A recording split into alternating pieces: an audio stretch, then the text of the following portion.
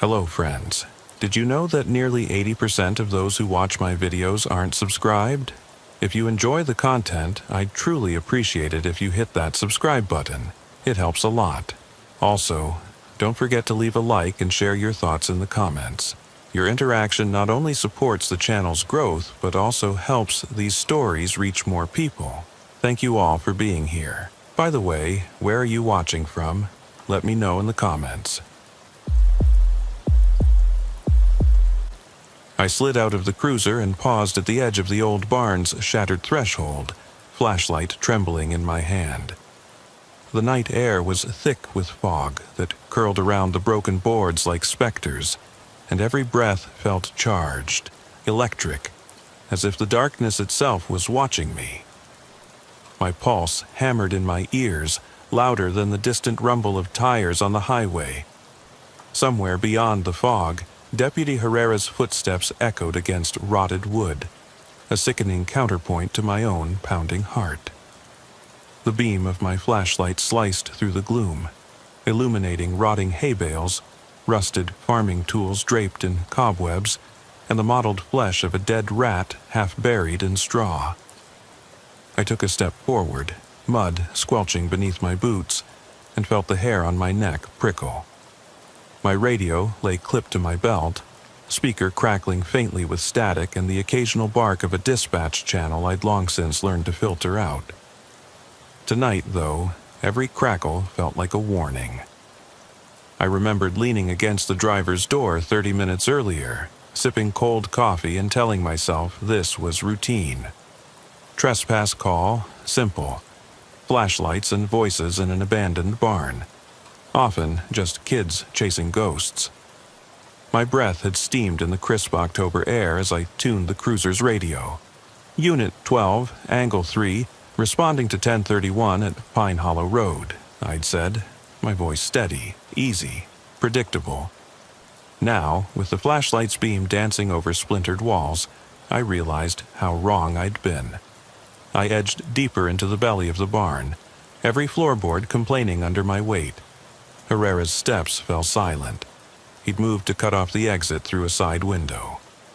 I knew he was there, lurking just beyond the halo of my beam, waiting to flank whoever, or whatever, was inside. A sudden scuffle of broken wood drew my attention to a half-collapsed loft above. I swept the light upward.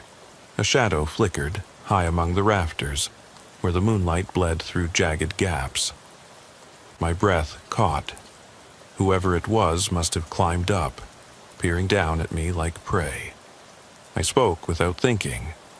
"Morgan, County Sheriff's Office. Come down where I can see you." My own voice startled me, harsh against the silence. Silence answered. Then a low creak, as if the floorboards themselves were shifting. I inched forward, chest tight with anticipation, and heard the soft scrape of sneaker against pitched wood. I ducked under a broken beam, following the sound, until the beam landed on a narrow hallway patched together with weathered boards. It led behind the barn, into a crawlspace that opened onto the farmhouse beyond. Memories of training kicked in. Don't rush, clear your sectors, keep safe distance. I didn't. I edged through the crawlspace, knees scraping against rotten wood, hands sliding along cool, damp boards. The air changed, rancid with decay, salted by sweat. Flashlight beam danced across moldering floral wallpaper, warped by water stains. An overturned rocking chair lay on its side, its runners split and twisted like broken ribs. A child's toy truck, coated in dust, sat wedged beneath the rocker. A silent testimony to someone's desperate flight. My radio crackled again. Herrera's voice clipped. "You sure you want to get deeper in there? I've got your 6. I swallowed, clearing my throat. "I'm good," I muttered, though my voice trembled. "Stay sharp." I edged onward, following a faint wet trail that led around a corner into a dimly lit room. The moonlight seeping through a cracked window painted the space in shifting cobalt shadows. Then I saw him. A boy, maybe 18, hunched in the corner. His hoodie was plastered to his skin, soaked through with something dark. Blood? Sweat? I couldn't tell. He looked up at me, eyes wide, distant, terrified, as if he'd been expecting a monster, not a deputy. He opened his mouth, no words came. My training told me to draw my weapon. My gut told me to lower it and speak. I hesitated. In that instant, he sprang to his feet and bolted past me, disappearing through a hole in the opposite wall. "Stop! Sheriff's office!" I yelled, dropping into a half sprint. The world blurred. Splinters of wood, spray of dust, the flash of headlights outside as Herrera caught sight of me through a broken window. My foot caught on a protruding board, sending me sprawling across the straw-strewn floor. I bit back a curse, slapped my flashlight back on, and scrambled to my feet. Ahead, the hallway forked. I chose left, adrenaline sharpening my senses. The faint crunch of gravel underfoot, the metallic click of a door latch somewhere deeper. My legs pumped, lungs burning. The boy's heavy breaths echoed in my ears, mixing with my own ragged panting. I rounded another corner, almost out into the open, when a deafening crack split the air. I didn't register the pain at first, just a flash of white-hot heat at my temple and a spray of wetness that splattered across my uniform. My flashlight tumbled from my grip, clattering against the floor. My vision tunneled, whirled, tilting as I staggered sideways and slammed into the wall. I tasted copper and felt bone crush under impact. It knocked the wind out of me, collapsing my breath into a choked gasp. Darkness closed in. My cheek throbbed with every heartbeat, a pulsing ache that threatened to pull me under. I pressed a shaking hand to my temple, fingers coming away slick with heat. My radio lay just out of reach. I knew I should call it in, offer my position, request aid, but all that came out was a whisper. "Medic, need." My voice trailed into a dry rasp. Panic clawed at me. Every textbook protocol dissolved into a primal fear. Stay alive. Beyond the dark veil, I heard Herrera's panicked shout, "Deputy down!" "I need." Then the pounding of his boots as he charged toward me. Footsteps reverberated off the barn walls, mixing with the distant wail of sirens that grew closer by the second. My eyelids fluttered. I balanced on my knees, straining to stay conscious, to keep my weapon trained toward the hole where the boy had vanished. A wet trail of blood traced from my temple down my cheek to my collar. I tasted grit and fear.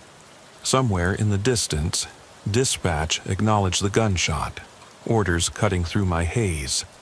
"All units respond code 3, EMT en route." I tried to focus on the sound, on grounding myself in duty, but the world rocked, vision doubling. Herrera's beam caught me in its glow as he dropped beside me, yanking off his jacket to press a clean sleeve against my wound. "You're gonna be okay," he murmured, voice thick. "Hang in there, man." His eyes were frantic, but I saw something else, determination, relief. He shielded me, gun raised at the mouth of the hallway. I closed my eyes, heart hammering so loud I thought my ribcage might split.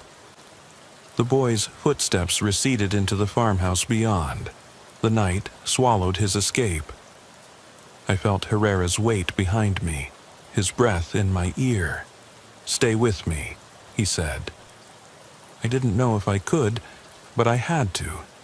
Because once you cross that threshold into midnight encounters, the darkness doesn't just wait, it hunts.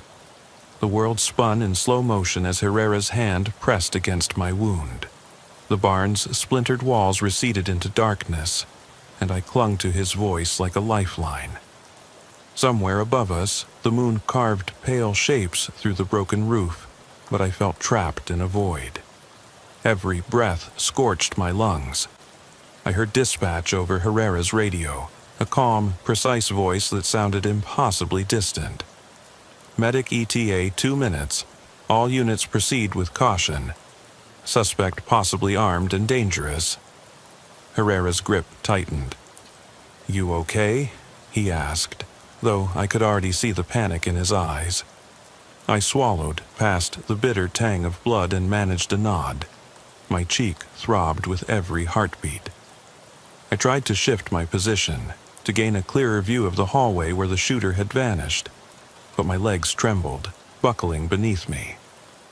Herrera scooped me against his side, supporting my weight. "Hang on," he murmured. Time stretched, measured by the drip-drip of blood seeping through my uniform and the ragged echo of my heartbeat in my ears. I focused on the rhythm. 1, 2, 3, forcing myself to count until my head stopped spinning. My training flashed through my mind. Render aid, secure the scene, contain the suspect. But the rules dissolved under the weight of pain. All I could think, stay conscious. Stay alive. Sirens tore through the night, harsh and urgent, reverberating through the barn's hollow interior. I felt the floor tremble with each engine note. Herrera half carried me toward the doorway, drawing his weapon as he went. Outside, floodlights from 2 additional cruisers bathed the barn's exterior in antiseptic glare. I heard voices shouting, officers clearing perimeter, commands in clipped tones. Their footsteps thundered up the wooden ramp. A paramedic knelt beside us, flashlight in one hand, trauma kit in the other. Her face was calm and practiced. "Deputy, stay with me," she said, voice low. She tore open my uniform and unbuttoned my collar, exposing the ragged wound at my temple. The breeze shifted against my exposed skin, sending a chill through me. She pressed gauze against the cut, warning me softly, "You're going to feel pressure." I gritted my teeth as she applied a compress. Herrera saluted the paramedic with a harsh breath. "We need evac now," he urged. The paramedic snapped on gloves and began an IV line. I felt the needle pinprick in my arm and almost gagged at the shock of cold saline flooding my veins. My vision threatened to flicker again as I lay back against the stretcher. The barn's rotten floorboards seemed miles beneath me. I closed my eyes for a moment, darkness pressing in. When I opened them, I was strapped onto the gurney, EMTs moving around me with mechanical efficiency. Herrera hovered at my head, hand on my shoulder. "We're losing him," I heard one tech say. Panic rose like bile. I fought to stay focused on Herrera's voice. "I'm right here," he whispered. A nurse slid a face mask over my mouth, and I tasted antiseptic as I inhaled. The world narrowed to a tunnel of bright strobe lights and muffled voices. As they lifted me into the ambulance, I tightened my grip on consciousness. I remembered the boy's face, eyes wide with fear, hoodie soaked in dark fluid, and wondered if he'd been hurt in the exchange. Guilt pulsed through me, sharper than any wound. If I hadn't chased him so recklessly, but hindsight came too late. The ambulance lurched forward, suspension groaning over gravel. I was strapped to the gurney, floodlights glaring through the rear doors, Herrera sprinting alongside. Every jolt sent shockwaves through my skull. I felt dizzy, the barn door swinging shut behind us, severing me from the place where it had all gone wrong. At St. Rita's trauma bay, I was rushed through sliding doors into a frenzy of surgeons and nurses. Clamoring alarms, clipped medical jargon, the hiss of oxygen, everything blended into a roar.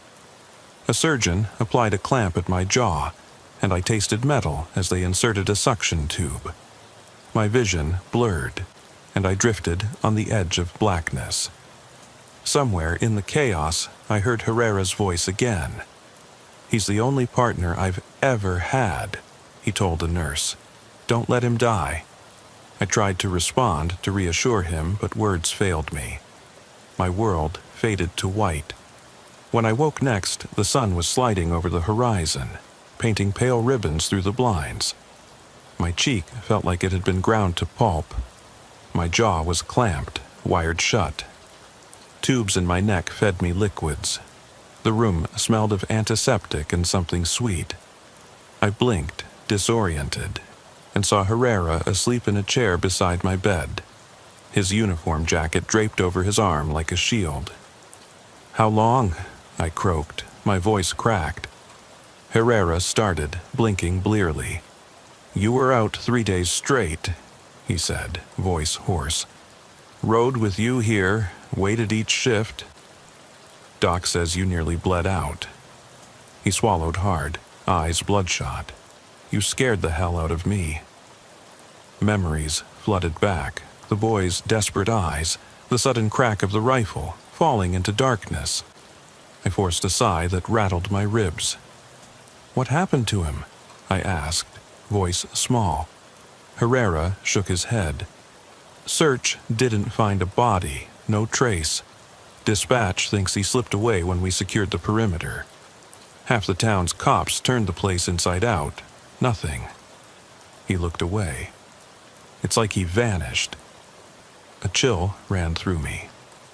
If he'd walked away, blood soaking through his clothes, how far could he have gone? My mind replayed every moment. The way he lingered in the shadows, how calmly he aimed, the metallic glint of the barrel. This wasn't a panicked kid with a stolen BB gun. This was someone who'd planned to use that barn as a trap. Over the next week, I lay in a haze of painkillers and nightmares. I feigned gratitude for the visitors, chaplain's prayers, boss's concerned emails, Herrera's silent vigil. But inside, something shattered. I replayed every step, every decision, torturing myself over what I'd gotten wrong. I should have called for backup sooner. I shouldn't have trusted my gut over protocol. If I'd stayed behind the cruiser's door, I might be alive. And so might he.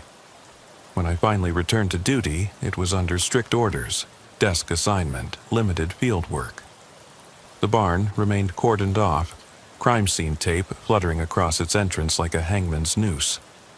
I could see it from the sheriff's office window, but I was forbidden to go near. Every time I passed, I felt my pulse spike, the itch to enter rising like acid. They transferred me to dispatch for a month, logging calls, dispatching units, monitoring radio. It was hellish in its own way. Alone, trapped behind a desk, hearing every midnight encounter play out in real time while I sat helpless. Every frantic call for backup, every shot fired, ripped open old wounds. I trained new deputies on radio procedures, but my voice came out hollow. I'd spent my life on the street. Here, I felt useless. Then, 2 weeks into dispatch duty, I got the call I'd dreaded. "Deputy down," crackled the radio, a rookie on a trespass call somewhere near Pine Hollow. The dispatcher's voice was calm, professional. Backup requested immediately. My skin tingled. I froze, hand hovering over the channel button. Images of that night flashed. Herrera's face, that boy's wild eyes. I felt a tightening in my chest, sharp as bone. I glanced at Herrera's empty chair across the room. He was out on a clearance, vacuuming files or steering patrol cars away from the barn. I wasn't sure I could go back out there, but I knew I had to. Because if I stayed locked in this room, that boy would haunt me forever. Slipping through shadows, reloading his rifle, waiting for the next deputy to fall. I cleared my throat and keyed the mic. My voice sounded tired but steady. "Unit 12, Angle 3. Be advised, I'm en route." I grabbed my coat and radio, heart pounding.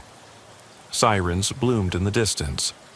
I stepped outside into the October night, the cool air biting through my uniform. The barn loomed ahead, dark and silent, still a wound left open. My hand hovered over my holster. Each breath was a promise. I wouldn't make the same mistakes. I would be ready, because midnight encounters demand it. I eased out of the dispatch office and felt the night air wash over me like a baptism I never asked for. My legs were wobbly beneath me, as if they remembered too well the way they buckled inside that barn. Every step toward my cruiser felt like trudging through sludge. The engine's hum was a faint comfort, something solid beneath my hands. I flicked on the overhead console lights and tuned my radio to the local channel. Unit 12, en route to 1031, Pine Hollow Road, I announced, voice gravelly. Dispatch crackled back with a curt, "Copy that." I clicked the mic off and leaned back, closing my eyes for a second. I pictured the barn, the broken rafters, the hollowed corridors, the stale smell of rot and old fear. But tonight wasn't about me. It was about a rookie who'd gone in without backup, following the same script I'd once followed. I owed it to Herrera. I owed it to myself to be there. My cruiser's headlights carved golden arcs through the mist as I turned onto Pine Hollow. The road was narrower than I remembered, flanked by untended hedgerows and bramble. My mind replayed dispatch's words. Possible intruders reported inside. Owner claims voices, flashlight beams. Sounded innocuous enough, but I knew better. The rural cops were always the ones who found bodies in barns, squatting vagrants who'd trespassed too close to the dark. I clicked off the lights about 50 yards from the barn, pulled into the narrow drive, and cut the engine. The world settled into darkness, pierced only by moonlight and the glow of my flashlight beam. My heart drummed, steady, measured, exactly as training demanded. I stepped from the cruiser, letting the door sag behind me. My senses stretched outward, listening for shouts or the growl of a passing animal. The damp October air clung to my uniform. I pulled a thin glove over my fingers. It was one of those nights where every detail mattered. I crouched at the barn's side entrance. Boards ripped off, leaving a jagged gap. My gut twisted. That gap had been boarded up last time, a sign no one wanted strangers inside. Whoever was in there had planned for entry. I flicked on my flashlight, swept the beam across the gap, and peered in. Broken crates, coils of wire, scattered straw, no movement. "Deputy Michaels," I called softly, voice low. "Sheriff's office. Anyone inside, show yourself." My words echoed off the interior walls like a challenge. I listened. Silence answered, thick enough to choke on. I stepped through the gap, boots sinking into damp straw.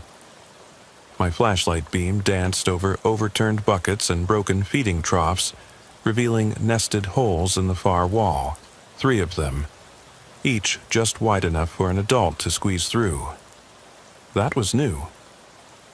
Last time, there had been only one rat run into the farmhouse. Someone had added more. I frowned. That kind of modification meant either practice or patience. In either case, trouble. I advanced slowly, gun raised but not aimed, hand resting on the grip. Protocol said to keep your finger off the trigger until you see the threat, but experience told me it could take a microsecond for a fight to go lethal. I circled the outer wall, tracing the new holes, one at chest height, one lower, one at knee level. It reminded me of secret passages from old adventure flicks, until I remembered children who crawled through walls to escape parachute pants and puka shells. I pivoted toward the far corner, flashlight beam landing on a smear of dark red that glistened where shod feet had passed. I knelt, dragging my gloved finger through the stain. Fresh. Not older than an hour. My pulse doubled. Whatever was inside wasn't just a trespasser. It was someone who might be hurt or hurting. "Herrera to your 6, came the crackle in my ear. His voice was distant but unmistakable. "I'm at the south window. No sign of anyone outside. Proceed with caution." I exhaled, the faintest tremor in my breath. "Copy that. I'm inside now. No movement yet." I pressed on, following the trail of footprints in the dew-soaked straw. They led to the oldest hole, the one on the lower wall. It was carved roughly, fresh wood chips littering the ground on both sides. I swallowed, hefted my flashlight in my left hand and my service pistol in my right, and dropped my shoulder into the opening. The space beyond narrowed into a short crawl tunnel, just wide enough for my torso. I felt the rough wood against my chest as I slid through. My boots scraped gravel on the far side. I emerged in a dim hallway of the old farmhouse. Deep water stains mottled the ceiling paint, and the wallpaper peeled like shedding skin. Broken glass glittered on the floor. The low hum of my flashlight collided with the dead hush of the house. I half expected a tragic tableau, shell-shocked hitchhiker, blood pooling. Instead, I found nothing. A hallway that stretched out of sight, doors gaping like empty eyes. I radioed, "Main hallway clear." No sign of Deputy Michaels. Michaels was the rookie's name, a bright kid fresh out of the academy. I'd seen him at roll call last week, keen, polite, the kind who wanted to make a difference. Now, I worried I was second-guessing the academy's faith. "Still here, boss," I added. No sign of him or any intruders. Silence. Dispatch replied, "Command requests update as soon as possible." I advanced, flashlight sweeping left, then right, illuminating peeling doors. The first one on my left was propped open, swinging slightly. I slipped inside, recognizing a storage room by time-worn shelving, a stack of cardboard boxes. I scanned the shelves. No boxes tumbled, no hidden figures. A draft cooled the back of my neck. I turned to leave, then froze. On the floor, amid shattered shards of plaster, lay Michael's radio, its antenna snapped. My gut lurched. He must have dropped it in a struggle. I knelt, reached out, and the radio skittered beneath my fingertip. On the floor beside it, muddy footprints led away, toward the next doorway. I rose, heart thumping, mind racing. "Herrera," I whispered into my mic. Michaels's radio, looks like he was here. I'm following tracks to the next room. "Copy," Herrera replied. "Proceed carefully." I moved toward the next door. My flashlight caught the door frame. Holes pocked through the wood like rifle placements. A chill sharpened. Someone had set up defensive positions. That explained the multiply entrances in the barn. This was a sanctuary, a holdout. But whose? And why call attention to it with stolen radios?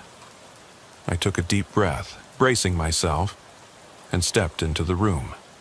The beam landed on a child's bed frame in the corner, spring mattress stripped bare. The walls were scrawled in handwriting too small to read from here, inches thick with frantic scrawl, names crossed out, apologies, please.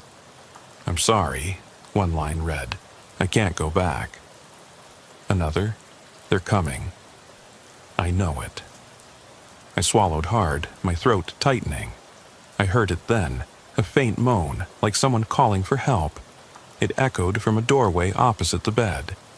I aimed my flashlight there. A narrow archway leading deeper into the house. The moan came again, low, trembling. It sounded like a wounded animal. I proceeded, boots crunching plaster and glass. Every step set my nerves jangling. I pressed my ear against the doorframe and listened, breathing, ragged.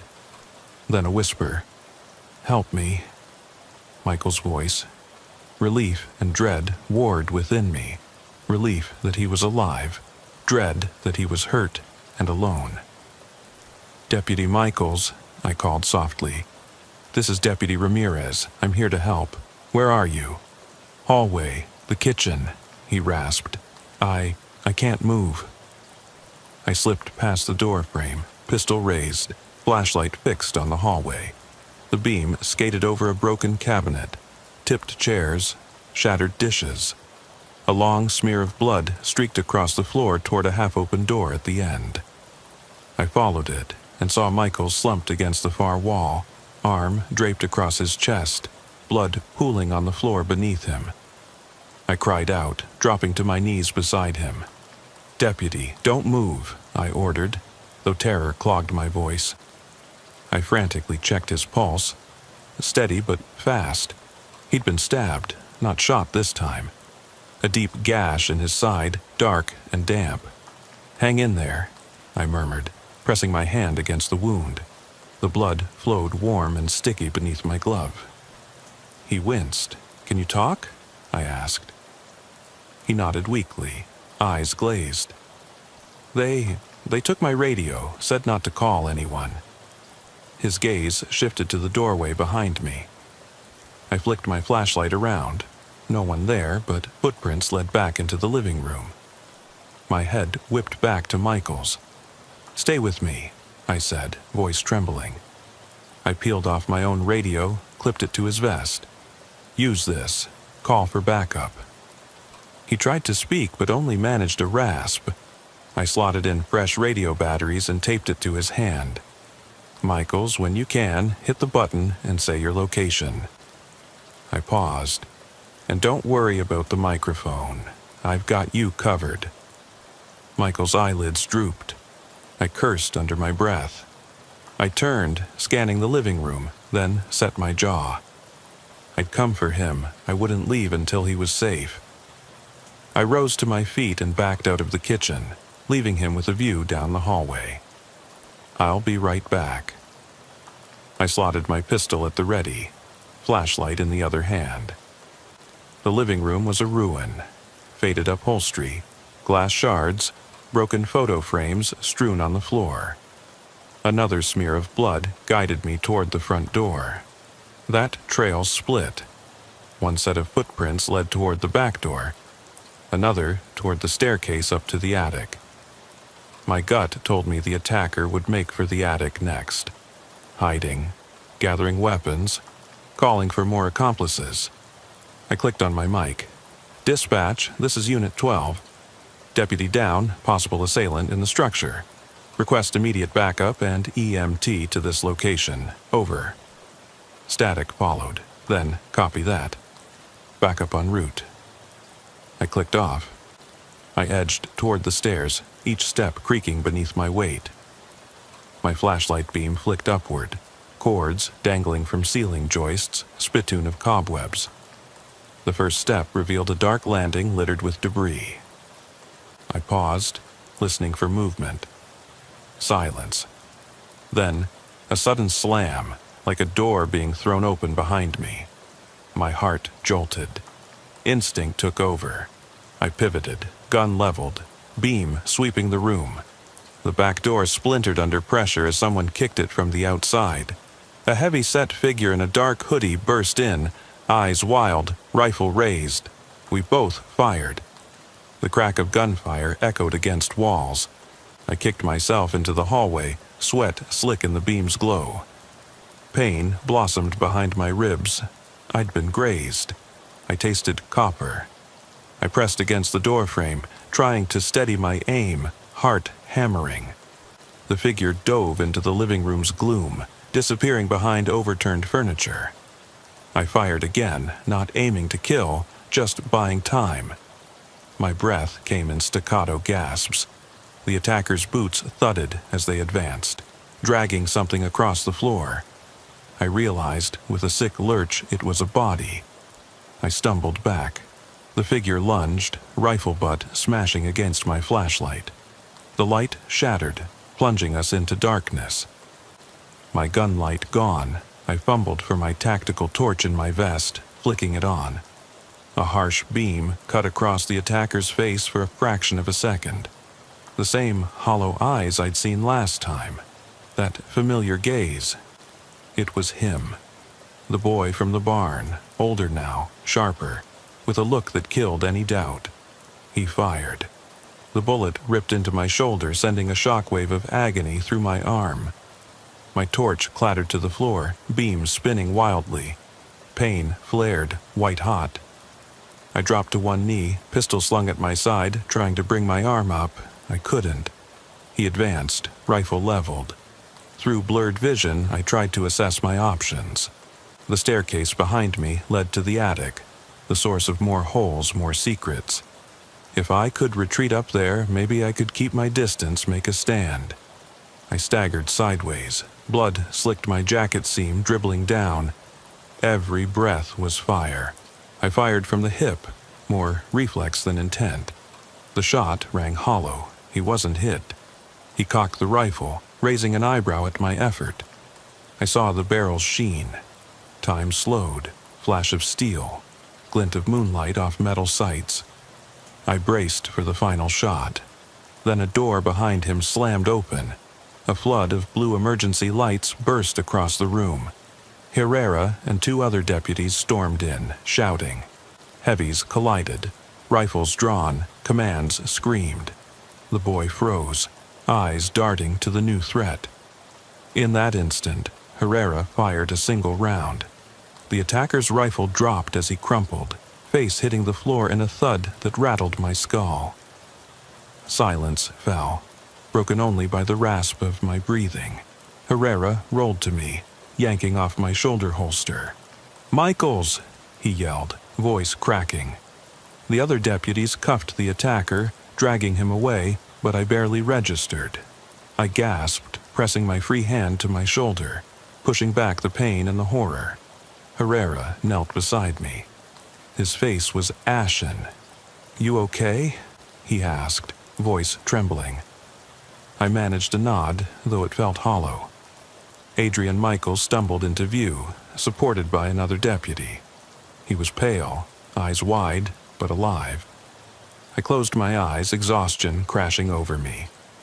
The barn trip, the knife, the blood, it all spun together in a haze. I realized the real terror of midnight encounters. They never ended. They followed you, hunted you, pulled you back again and again. And even when one threat collapsed before you, another had already taken its place. I opened my eyes, looking at Herrera, at Michaels, at the handcuffed figure on the floor. The boy, man now, stared up at the ceiling, lips moving in silent prayer or apology. I wondered if he recognized me, if he understood what he'd done. I swallowed, voice hoarse. "Get me up." Herrera lifted me to my feet. I wobbled as I leaned on him, blood oozing warm between my fingers. I looked down at the house's torn interior, the fading shadows. In the dim glow of police lights, I saw the walls scrawled with names again, this time fresh ones. I realized they were mine, and Michael's and Herrera's, names carved in fear. I took a ragged breath. Let's go. The deputies led me and Michaels out into the night.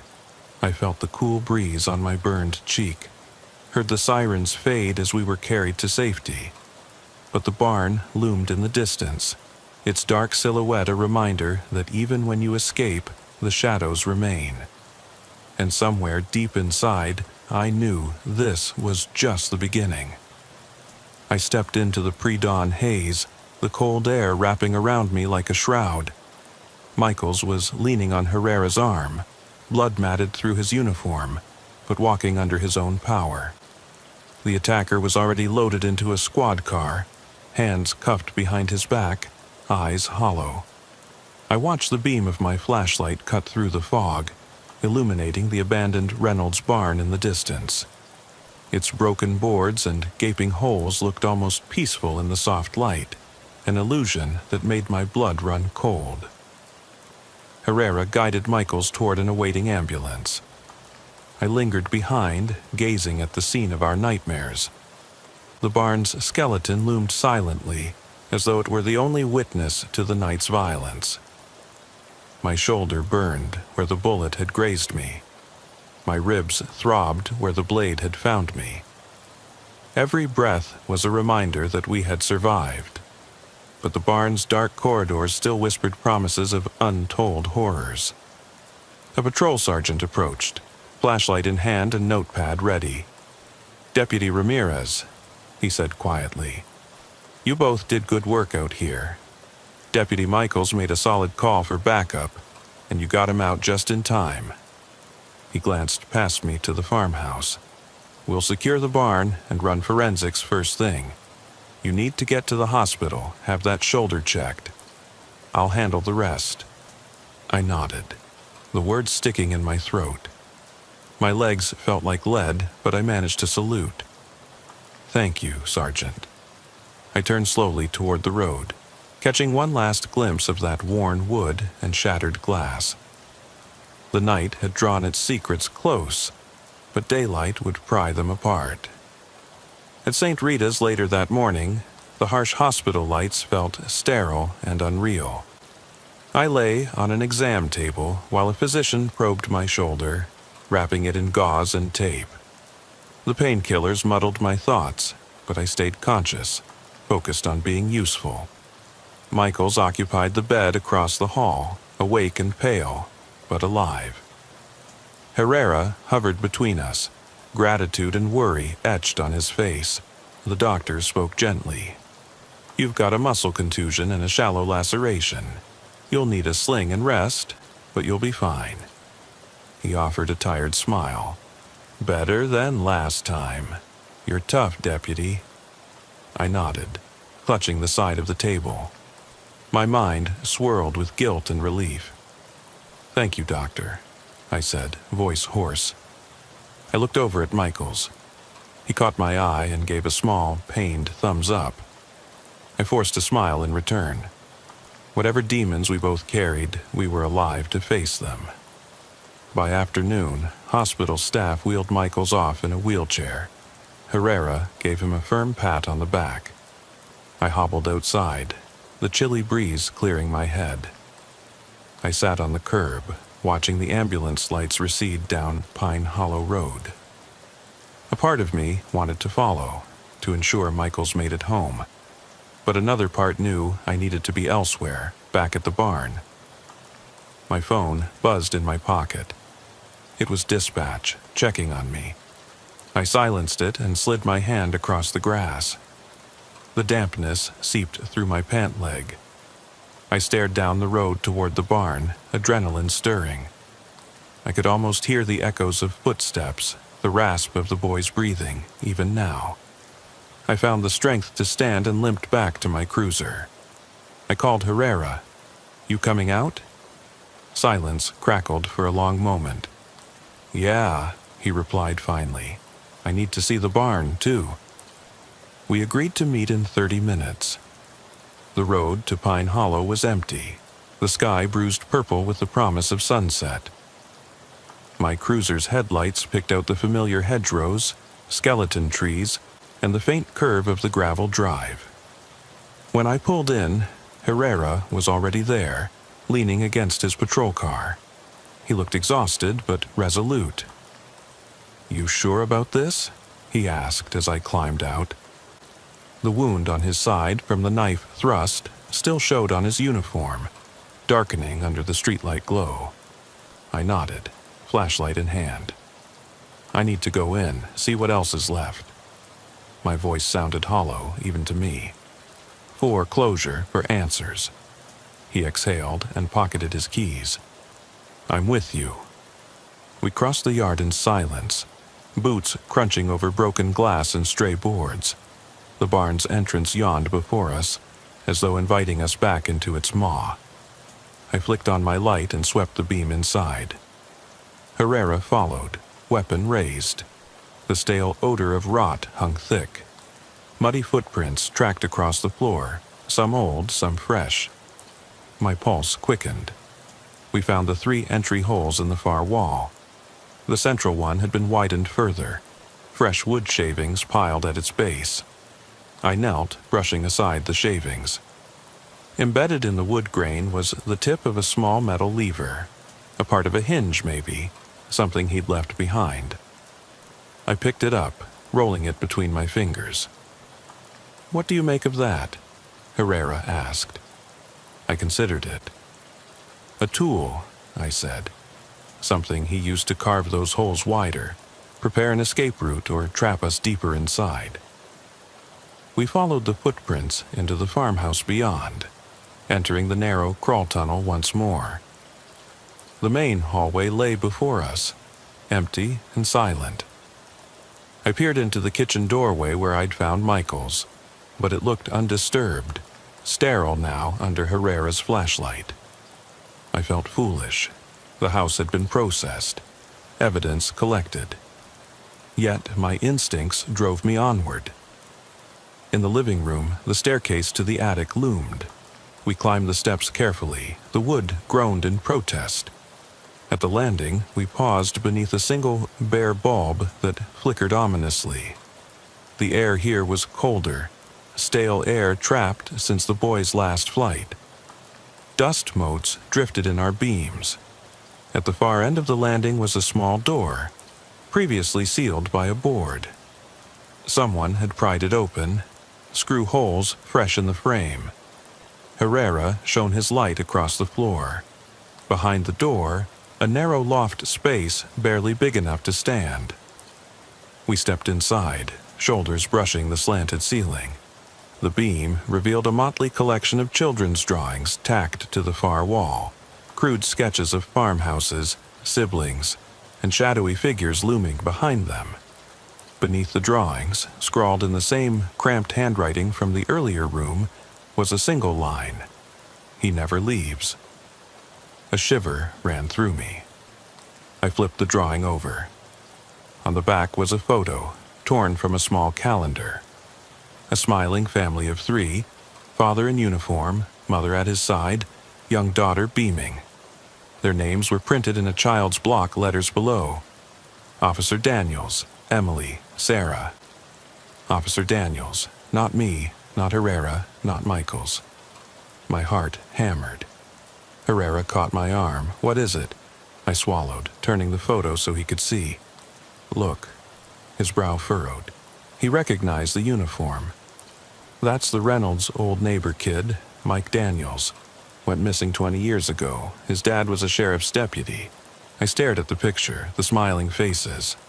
The loft's air closed in around me, pressing down. "He never leaves," I whispered. A chill stole across my skin. Another scrawled line beneath the photo read, "Someone always comes back." Silence stretched. The boy we'd captured was too young to be Mike Daniels, but the house had belonged to his family. Years ago, the family vanished from this farm. No bodies found, no clues.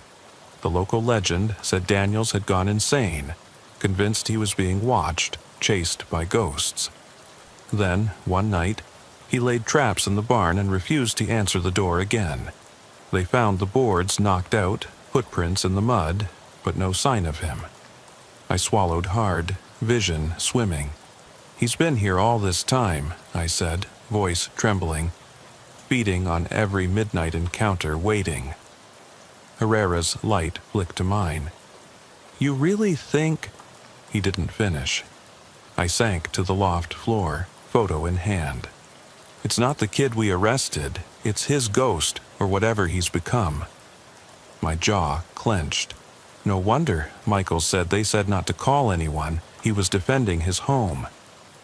We sat there, side by side, breathing in the attic's stale air. Figures danced on the periphery of our beams, memories of footsteps, gunfire, panic. The boards across the curtain of darkness seemed to shift. The barn below groaned in the wind. I looked at Herrera. "We need to close this place. For good." He nodded, face set. "But how do you bury something that won't stay buried?"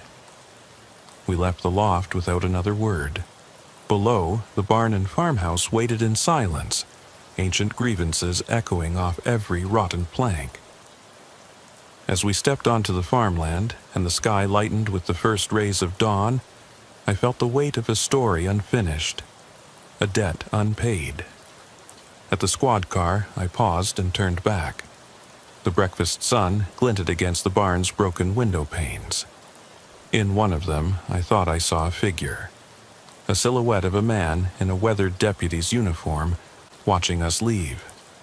I blinked, and he was gone. I slipped into the driver's seat and closed the door. Herrera climbed in beside me. The engine roared to life. We drove away in silence, the barn receding in the mirror. Back at the station, the forensics team would declare the scene clear, human suspect in custody, no further threat. My report would reflect that, but I knew the truth. Some calls don't end with arrests or evidence bags. Some calls open doors that should have stayed closed. That afternoon, I sat at my desk, green uniform, crisp and clean. The photo of Officer Daniels and his family taped to my bulletin board. I filed my report, checked my equipment, and eyed the clock. Midnight shift would begin in a few hours. The barn's address loomed in my mind like a specter. I picked up the phone and dialed dispatch. Unit 12 to dispatch, requesting beep code and location for my next assignment. My voice was steady. I'm ready for tonight's call. The operator's calm voice crackled back. Copy that, Unit 12. You're cleared for routine patrol, Pine Hollow Road. Possible noise complaint at an abandoned barn. Over. I closed my eyes. The shadows lengthened around me, and the temperature in the station felt suddenly icy. I took a slow breath and whispered, "Here we go again." Because midnight encounters aren't just warnings, they're invitations. And some doors, once opened, never truly close. What would happen when I walked back through that threshold tonight? The cruiser's engine sputtered to life just before midnight, and I felt the old weight settle back onto my shoulders, equal parts dread and duty. Herrera sat beside me, silent, eyes fixed on the road ahead. The station lights blinked behind us as we headed back to Pine Hollow Road. Our uniforms were freshly pressed, badges gleaming, radios clipped firmly to our belts, but nothing about that felt reassuring. It was as if we were actors returning to a stage we'd already watched burn down. Dispatch says it's only a noise complaint, Herrera muttered, voice low. He glanced at me, jaw tight. Some kids playing music in the barn? Or animals again? His question hung in the stale air of the cruiser's cab. I forced a dry chuckle. Probably raccoons or some drunk teenagers looking for a thrill. I turned the wheel onto the gravel drive and killed the headlights 50 yards from the barn, then cut the engine. Darkness swallowed us. Peak octane adrenaline pumped through my veins, warming me against the autumn chill. I jimmied the door open, boots hitting the ground with a soft crunch of gravel and broken glass. Our flashlights flicked on together, 2 beams piercing the midnight fog. The barn loomed ahead, skeletal and familiar, its broken boards and empty windows resembling a skull's empty eye sockets. I swallowed, throat tight. Every instinct screamed that we were trespassing into something no longer human. "Stay close," I whispered, stepping forward. Herrera followed, gun raised but not aimed, mag light riding steady under his other arm. Together, we crossed the yard, feet muffled against the leaf-strewn ground. I felt the barn's rotten timbers bearing down on me like an accusing finger, reminding me of every broken promise I'd made to myself to leave this place behind. Inside, the barn smelled of must and stale straw, but beneath that was a new odor, acrid, chemical, like burnt paper. Our beams swept the floor, no sign of teenagers or stray animals, just footprints, fresh and numerous, skirting around scattered farming tools. Overturned feed bins lay where nobody had dropped them last time. The hollow silence pinched at my senses, every nerve ending alive. "Look at this," I said, crouching beside a fresh smear of crimson across the wood planks. My flashlight beam revealed muddy drips leading toward the back wall. Herrera knelt beside me, muttering into his radio. Unit 12, we're in. No people visible yet, but there's blood, probable animal or human. Continue with caution. I followed the drops to the central hole in the wall. It had been widened again, more than human hands could carve casually. Splinters and wood chips crunched under my fingers as I peered through the jagged gap. On the other side, the crawl tunnel was narrower than ever, the walls smeared with footprints. I hesitated, heart hammering. Memories of the last time I'd crawled through those boards flickered across my mind. The rush of panic, the sting of bone breaking under a gunshot, the thick taste of blood in my mouth. Herrera's voice came through the mic, steady but tight. You checking it out? I exhaled and slipped through the gap, hinging on my elbows. He followed, wedge of his shoulder against mine. The tunnel spat us out into the farmhouse corridor, dust motes dancing in our beams. The layout was the same, but the details had changed. Walls slashed, wallpaper peeled in new patterns, as if some deranged artist had redecorated in spree. Faded furniture was overturned, room by room. Each space felt like a stage set for terror. We cleared the first 2 rooms, empty, silent, until a low hum vibrated under our feet. I stilled, hand dropping to my holster. You hear that? I whispered. Herrera nodded, crouching by a broken door. Through the chasm, I heard it again, a soft, guttural chant, rhythmic and low, like a lullaby sung off-key by too many voices. It made the hairs on my neck stand on end. We edged into the 3rd room, the kitchen. Empty appliances littered the counters. Cabinets hung open, their contents dumped onto the floor. The chanting was louder here, as if emanating from the basement below. My radio crackled, dispatch checking our status, but I ignored it, straining to locate the sound. It was muffled, distorted, as if billions of dead insects were singing deep underground. Herrera shifted, flashlight riding with his gun. I'm going down there. You cover me.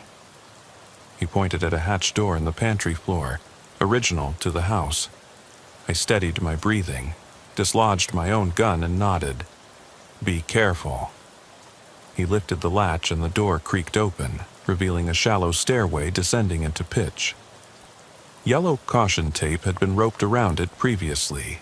Now it hung in tatters. Herrera turned on his headlamp and began the descent.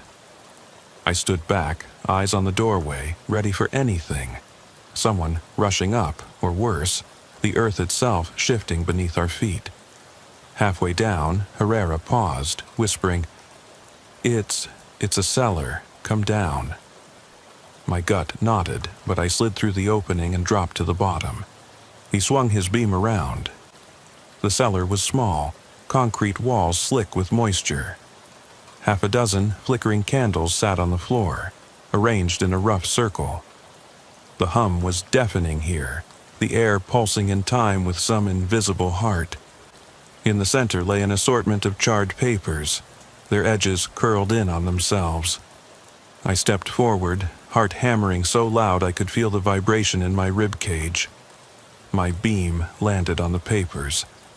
Scribbled names, dates, and crossed-out words scrawled in an erratic hand. And at the very center a single page remained unburnt, taped to the wall. A photograph of my own face, eyes closed, mouth bloodied. The corner marked with a single word. Return.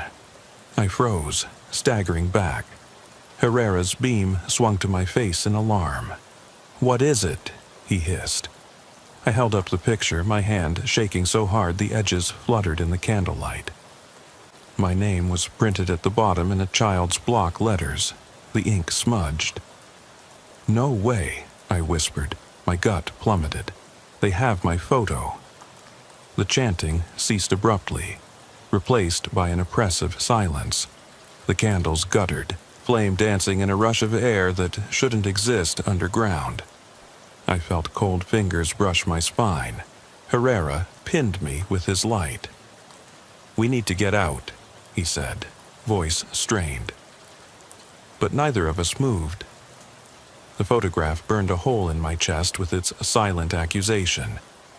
I recognized the handwriting. It matched the scrawl from the attic loft, the angry script behind the kids' drawings, the final line that read, "He never leaves." A sudden shudder rippled through the walls, as if the deserted house itself breathed. I stumbled backward into the circle of candles, knocking one over. The flame leapt across the oil-soaked floor, snapping at the papers. Herrera cursed and lunged to stamp it out, but the wind in the cellar surged unnaturally, fanning all the candles at once. Flames leapt higher, casting grotesque shadows that writhed on the walls. I yanked my flashlight to my face. The beam cut through the smoke and revealed something impossible. Figures standing at the edges of the circle. Pale outlines of children, their eyes hollow, mouths agape, as if they'd materialized from the swirling smoke. I recognized their shapes. The ones from the drawings in the attic. Siblings trapped in a nightmare. They hovered just beyond the light's edge, faces turned toward me with a silent plea. I jerked, staggering back into Herrera, who knocked over another candle in haste. The flame scrawled toward the stacked papers, igniting them with a hiss. The chanting began again, low and triumphant, as if celebrating the culmination of a ritual. My heart hammered against my ribs, drowning out every thought but one. Get out. "Herrera, now!" I screamed. We barreled up the stairs, coughing on acrid smoke, each step slick with melted wax. The chanting followed us, echoing off the cellar walls within my skull, seeping into my bones. We burst through the hatch, yanked the door closed, and banged the remains of the staircase with our flashlights until the wood groaned and shifted, trapping the flames below. We staggered back into the kitchen corridor, gasping. The candle smoke trailed behind us like a tail of black smoke. My flashlight revealed the walls, freshly tagged with new scrawl. "You can never leave." The letters dripped as if painted in blood. We didn't wait to read more.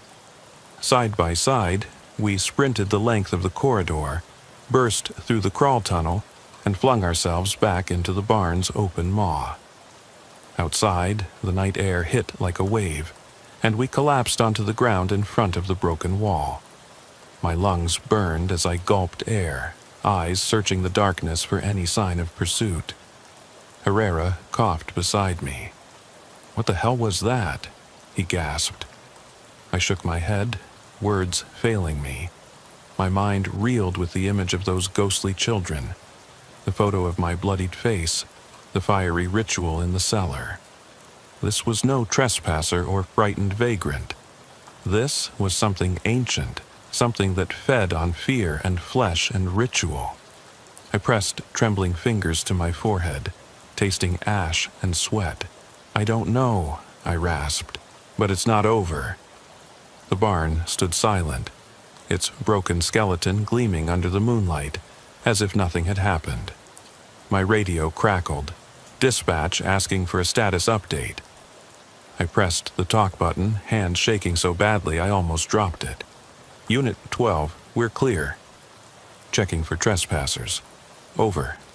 My voice sounded hollow in the static. Dispatch replied, "Copy. Stand by for backup." The barn seemed to inhale at my words, its rotten boards creaking in response.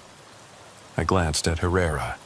His face was pale, eyes wide, reflecting a fear deeper than any gunfire or ambush. "We're not done," he said, voice barely audible. I nodded, still staring at the barn. The blood on my uniform, my blood, the kids' blood, felt like a promise. This place would not release us. It would continue to call us back, each encounter more harrowing than the last. I rose unsteadily, glancing at the shattered window where I'd seen that Deputy Daniels silhouette. The fog swirled at the barn's threshold, parting as if beckoning. My heart slammed against my chest.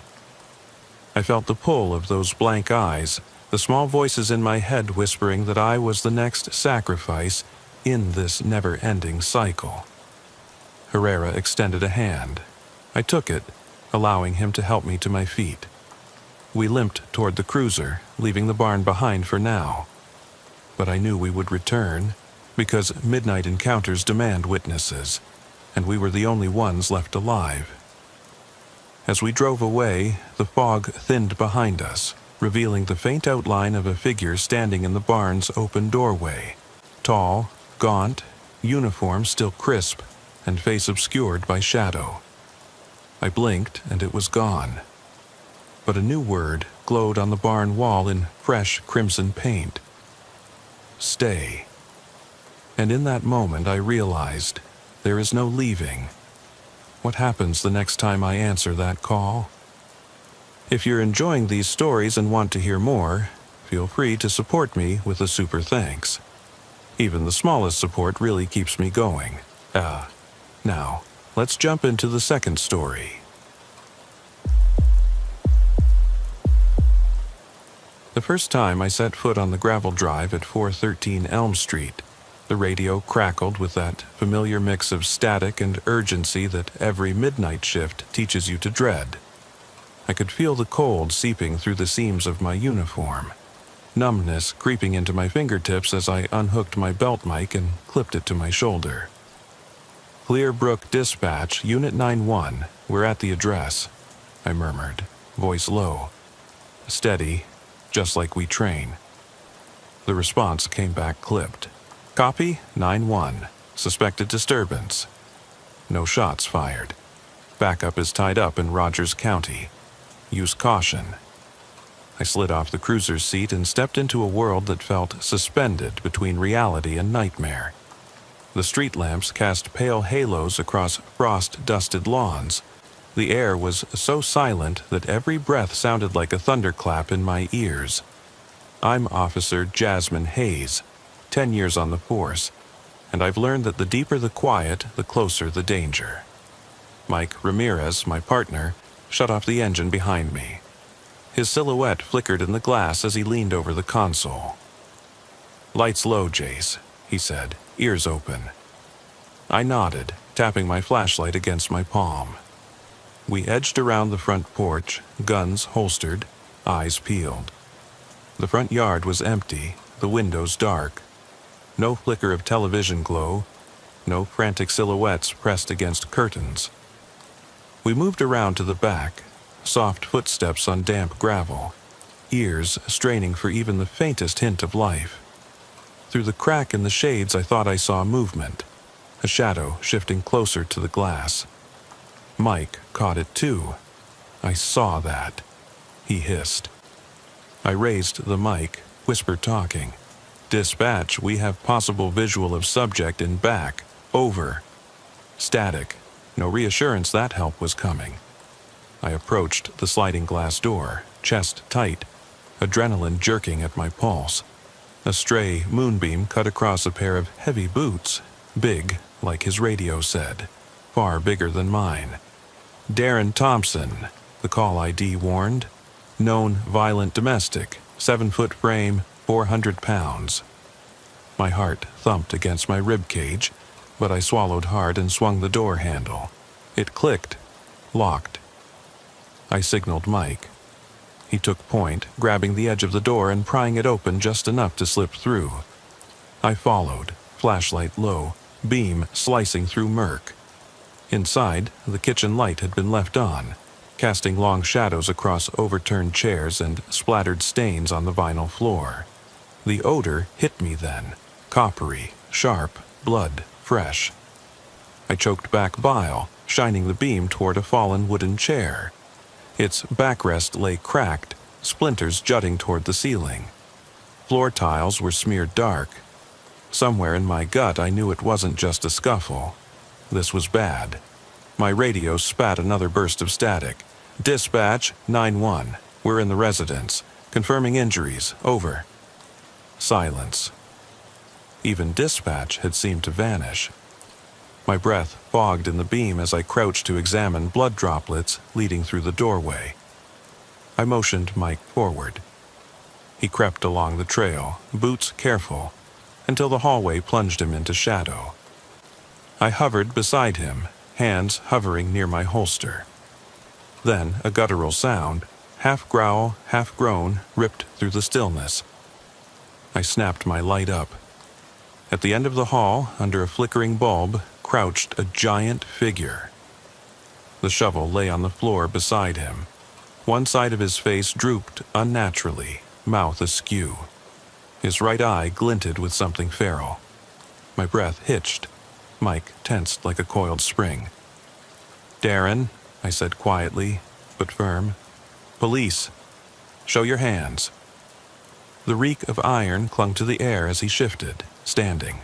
He towered over us, broad shoulders, massive arms, scarred and veiny. "Get out!" he rasped, voice raw with pain. "Get out!" The shovel hissed across the linoleum as he snatched it up. My instinct screamed taser, but the angle was wrong. Too close to walls, too little space for a safe deployment. My second thought was backup, but backup wasn't coming. Third thought, run. I dove sideways as he swung the shovel, the blade carving a groove into the door frame. Splintered wood showered my partner's face. He took a step back, face streaked with sweat and panic. "Cover the exit," I barked, sprinting toward the kitchen window. Mike staggered back toward me, mind racing. Darren advanced like a rampaging bull, each footfall rattling the tile. I yanked the window open and felt the sting of glass chips. With a shove, Mike tumbled through, scraping his elbow. I followed, shoulder first, hearing Darren crash after us. We stumbled into the backyard, moonlight stark and cold. Gravel scraped under my boots as I ran for the fence. Mike's panting was loud in my ear. We vaulted over the wooden slats, jagged edges snagging our uniforms, while Darren roared behind us. He leapt, arms outstretched, his shovel slicing through empty air as we dropped to the grass. I hit the ground hard, rifle butt sting across my ribs. Mike went down, rolling, coming up on one knee. Darren smashed the shovel's handle into the grass and reached for his face, eyes watering. Mike raised his OC spray and fired a narrow stream. Darren staggered, dropping the shovel. His jaw hung slack, spittle flying. He collapsed onto the dew-wet grass, body convulsing. We cuffed him quickly as his breathing shook the night. Mike knelt beside him, voice calm. "Darren, you're safe. We're here to help." His rugged face contorted with confusion and pain. I radioed dispatch. "We have subject detained, serious face trauma, EMS required, over." The answer dripped through the static. "Copy. Ambulance en route." His wife burst through the side gate, frantic, clutching their boy at her side. The kid's eyes were wide, shimmering with tears. He snapped," she sobbed. "He tried to make our son drink liquor, said it'd make him a man. I grabbed the trowel, and he attacked me." She trembled, thrusting her phone at me. I glanced down, photos of a broken jaw, dark bruises, nightmare logic. While we waited for EMS, I kept my flashlight trained on Darren. His breath came ragged, blood draining down his chin. He wiped at his eyes. "Sorry," he whispered, voice thick. I don't know why." My partner gave me a look. "Something's off," he said quietly. At the hospital, Darren was wheeled away for x-rays. I hovered in the hallway, partner by my side. The doctor emerged minutes later, face grave. "We found more than a fracture," she said. "There's a mass pressing on his frontal lobe. Without surgery, he won't make it. A brain tumor, silent, growing, warping his behavior until he wasn't himself. We never booked him. His attorney argued mitigating medical emergency, and the county dismissed charges." Darren walked out weeks later, scarred but alive. His wife held him, and for a moment I envied their reunion.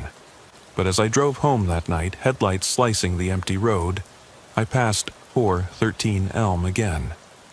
The driveway was dark, silent, too silent, and in the corner of my vision I thought I saw footprints, fresh tracks leading to the bins. My pulse picked up. I switched on the siren for a second. No answer. Backup arrived moments later, lights flaring. I climbed out, breathing hard, and shone my light back at the bins. Nothing there but shadows. Yet I felt eyes on me through the trees, and the wind carried a soft, scraping sound, like metal against wood. I radioed in. "Dispatch, stand by for a possible second subject, over." No confirmation came. In that haunted silence, I understood. Some encounters don't end just because we cuff the suspect. Midnight has its own secrets, and not every threat wears a face we recognize. Backup cruisers swept into the driveway half a minute later, blue and red strobes painting the yard in frantic, oscillating light. Sergeant Daniels climbed over the fence, boots crunching gravel, and barked orders. "Secure the scene. EMS into the house. Hayes, Ramirez, get me a full statement and clear perimeter for any secondary threats." I nodded, heart pounding so hard I thought the sergeant might hear it through his radio. Mike slipped beside me, still shaking, and between breaths whispered, "Jace, you okay?" I forced a nod, but inside, I felt that same tingle of dread, like something we hadn't seen yet was crouched just out of sight. We ushered Darren's wife and son inside, wrapped them in blankets from the cruiser and sat them on the front porch. Their faces were pale, eyes hollow from the shock, the boy's small frame rattled by silent sobs. I took the wife's statement in clipped phrases, trying to stay professional but feeling tears burn my eyes. She spoke of normal family life until that night, a spat over money, a misplaced promise to quit drinking, then a rage so sudden he'd been bent on hurting anyone in his path. I noted every detail, her tone, the way she pressed her hands together, the uneven rhythm of her breathing. Everything she said fit the picture of a man snapped by madness. But the tumor discovery still haunted me like a half-remembered dream I couldn't shake. Inside the house, EMS teams buzzed around Darren, prepping him for transport to neurosurgery at St. Luke's. I trailed behind them, clipboard in hand, documenting his vitals, the sequence of restraint, noting how his eyes would flutter closed when paramedics touched his cheek. The surgeon's assistant pulled me aside. "You should talk to his neurosurgeon. Brain lesions like this can distort behavior. He likely thought his wife was an intruder again." I swallowed, nodded. "Understood," I said, though the weight in my chest felt like I was swallowing lead.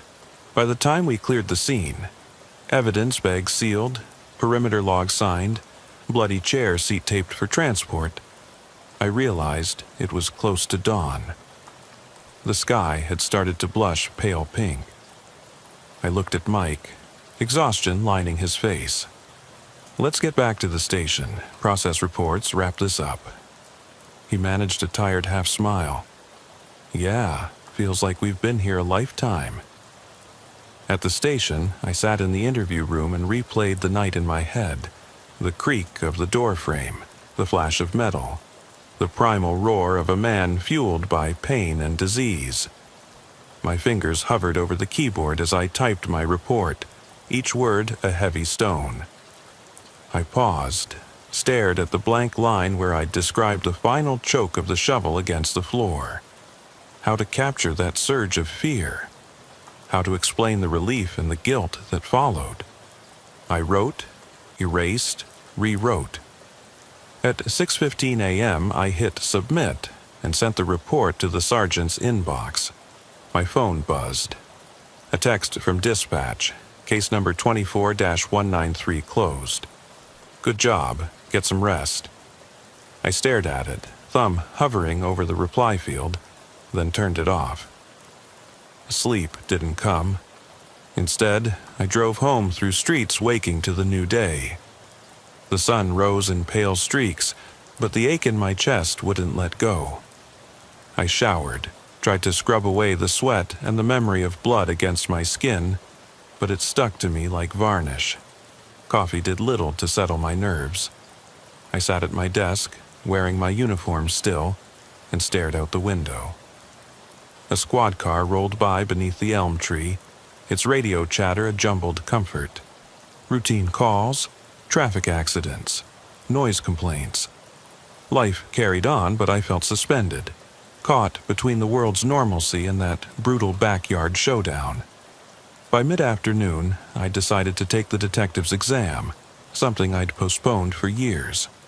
Maybe a change of role would distance me from nights like this. But as I filled out the application, the thought of being behind a desk, removed from the raw immediacy of patrol, filled me with dread. Who would face down the darkness if not me and my partners? I closed the application file and slid it under my keyboard. "Not yet," I whispered. The night had taught me that evil doesn't wait. I tried to shake it off, but at 3 p.m. I nearly jumped out of my skin when my phone rang. On the caller ID, Clearbrook Dispatch. I lifted to my ear. "Dispatch, Hayes here." The dispatcher's voice was jittery. "Unit 9-1? We have. You might want to take this." Another caller at 413 Elm says they see a figure in their backyard, dragging something behind the bins. My stomach knotted. "You've got to be kidding."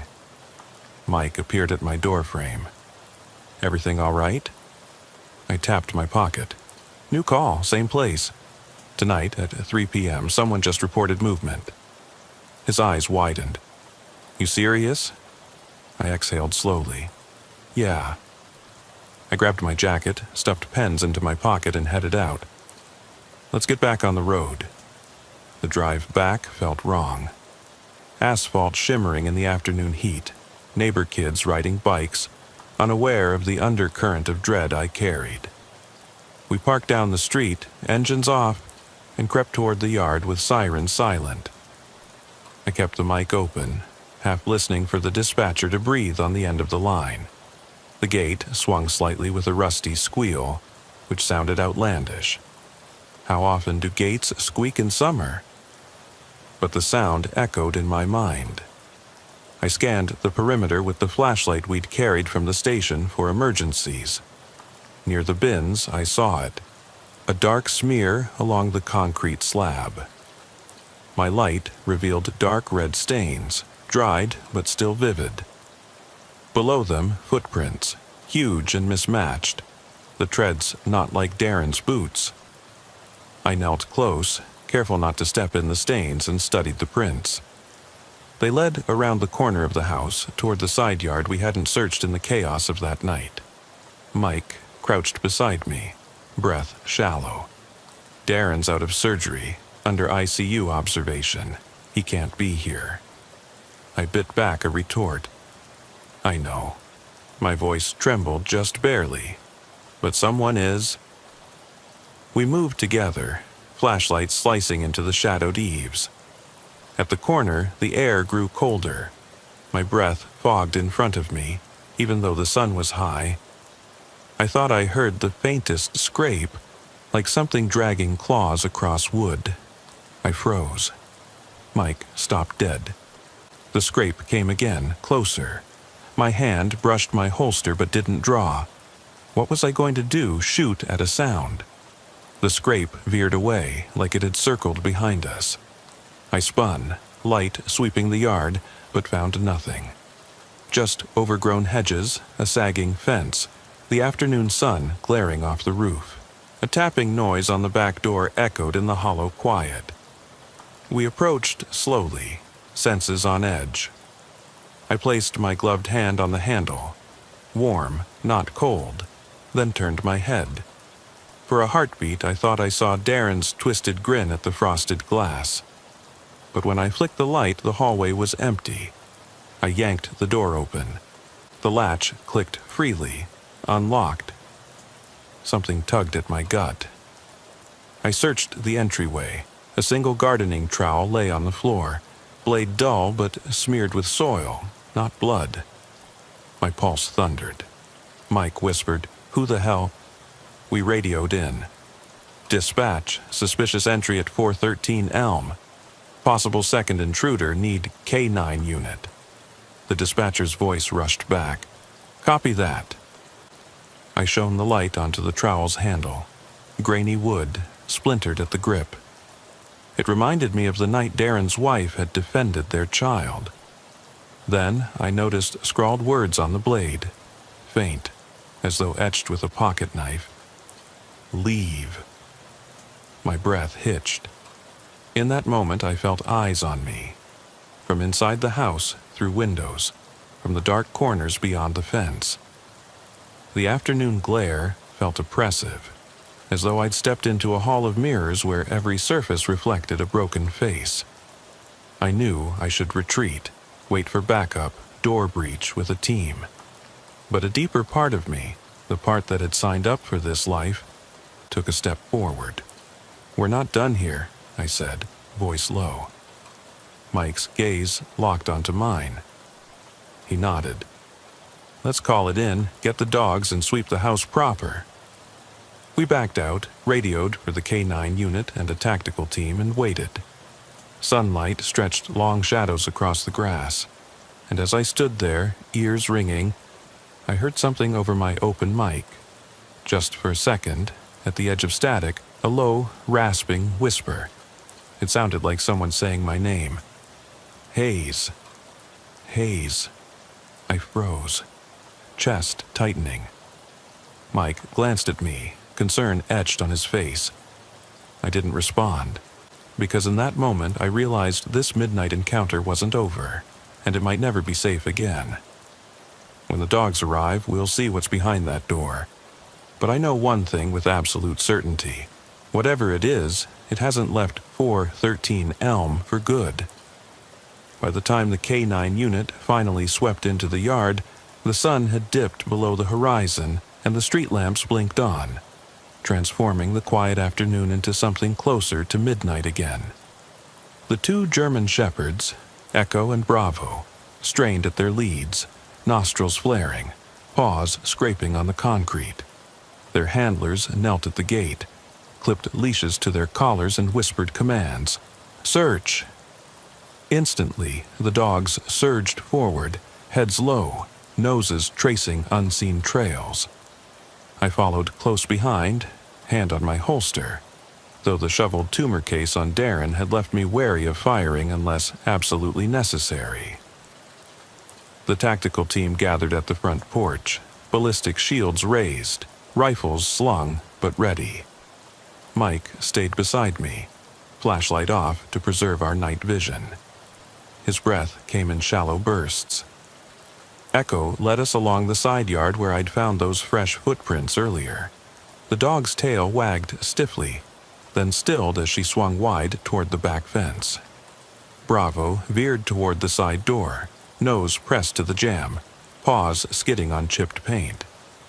He let out a single, low bark. The handler whispered, "Door." We converged on the door, a solid oak frame with a single frosted glass pane half lifted. I signaled the breach team. Point man, shield, stack up. No siren, no fanfare. Just that muted scrape of boot on grass and the low hum of shared tension. The shield operator pressed it forward. I followed. Mike keyed. "Entry team here, go loud on 3. The sergeant's silhouette behind us counted down. 3, 2, 1, breach. The door swung open under the shield's momentum. We flooded inside in a crouch. My light swept the hallway, drywall scarred by scuff marks, droplets of mud trailing to the stairwell. A child's toy, an abandoned plush fox, lay in the dust. I paused, thinking of Darren's boy wrapped in blankets earlier. Why was this here in the darkness? No answers, just another wrinkle in the nightmare. We cleared room after room. The living room still held overturned furniture, but no one. In the kitchen, the blood-spattered vinyl was cleaned, scrubbed nearly spotless. Too spotless. Someone had wiped away every last smear. My stomach knotted. This wasn't just a break-in, it was someone, something, covering tracks. I moved past the kitchen into the hallway leading upstairs. Bravo's leash tightened. He whined, hackles raised. The handler aimed a flashlight up the stairs. A single footprint on the second step, muddy and deep. I crouched, brushing dust aside. The tread wasn't Darren's, it was too narrow. A woman's boot, maybe, by the heel shape. Who else had been here? At the top landing, the hallway stretched both directions. Doors on either side, one to a bedroom, one to a bathroom. I froze as Echo barked twice from the bathroom door. The handler eased it open. Inside was a small room painted pale blue, with a single bed pushed against the wall. The mattress was gone, leaving only the metal springs and box frame. A single lamp lay shattered on the floor, glass shards glittering like ice. Before I could react, a soft thump echoed from down the hall. I looked toward the other bedroom door. It rattled slightly, as though someone had leaned against it too hard.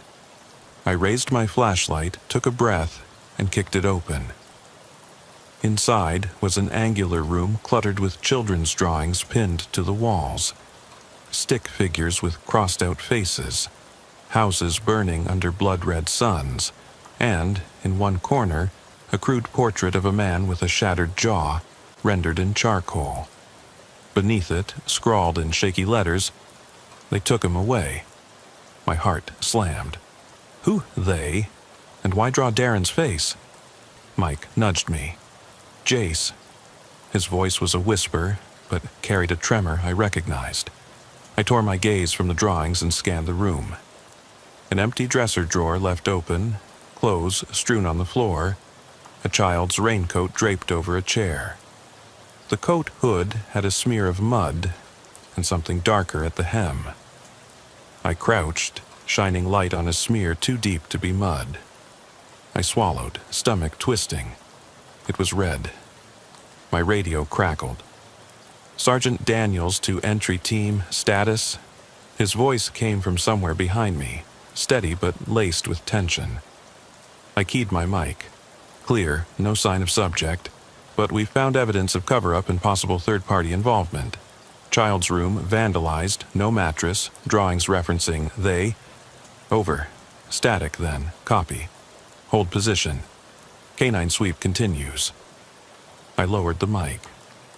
Mike exhaled. "Geez." He ran a hand through his hair. I studied his face in the beam, eyes wide, mouth set. "Something's moving in here," I said, "and it isn't Darren." We backed out into the hallway as the dogs continued barking behind doors.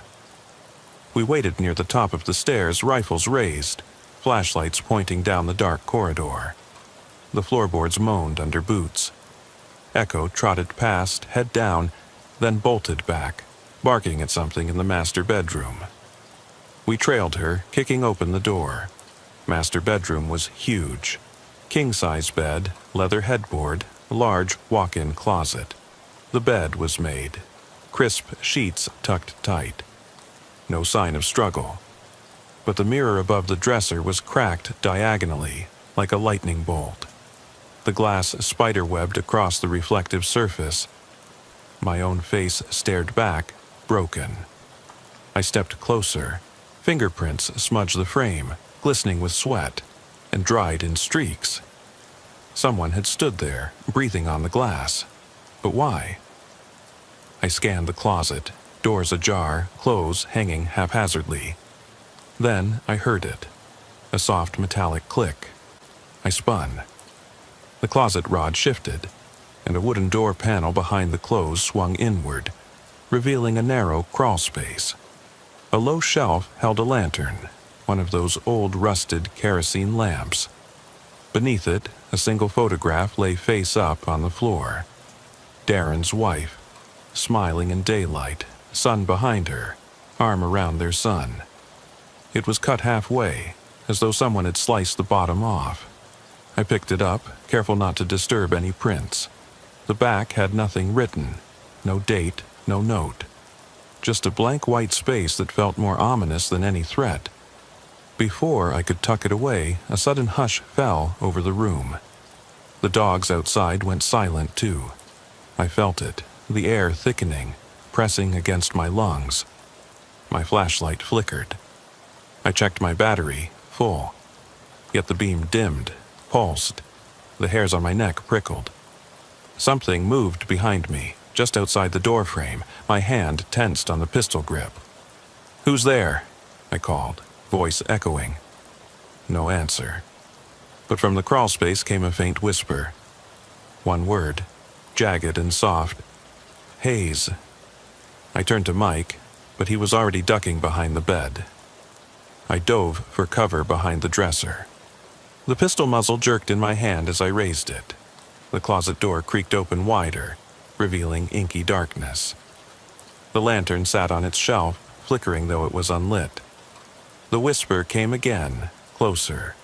"Hayes, you shouldn't be here." My heart surged. I radioed the sergeant. "We have a potential intruder in C-section. I need support now." The radio crackled. "Copy." ETA, 2 minutes. 2 minutes felt like an eternity. I edged forward, pistol extended at eye level, beam cutting into the crawlspace. My boots thudded softly on carpet, each footstep amplified in my mind. I glanced at Mike. His eyes met mine, wide in the dim light. He swallowed. Then movement. A pale hand snaked out from the darkness, fingers curling around the lantern's handle. I fired, once. The shot tore through the room. The lantern shattered, flames flickering as the fuel ignited. The fire spread in a crescent, pooling on the shelf. The crawlspace door slammed shut, knocking me back against the dresser. My ear rang. I scrambled to my feet and raced to the closet, kicked the door open. Ash and smoke billowed around me, stinging my eyes. I coughed, wiping tears as I peered inside. No one, just scorched wood and a trickle of kerosene. But pressed into the wall where the lantern had been was a handprint, smudged, ghostly white against the charred wood. And above it, scratched into the plaster, was something sharp. "You can't hide." I sprinted back into the hallway where Mike was coughing, pressing a wet towel to his face. The fire alarm screamed in the distance, somewhere else in the house. I pressed my back against the wall, panting. Sirens wailed outside.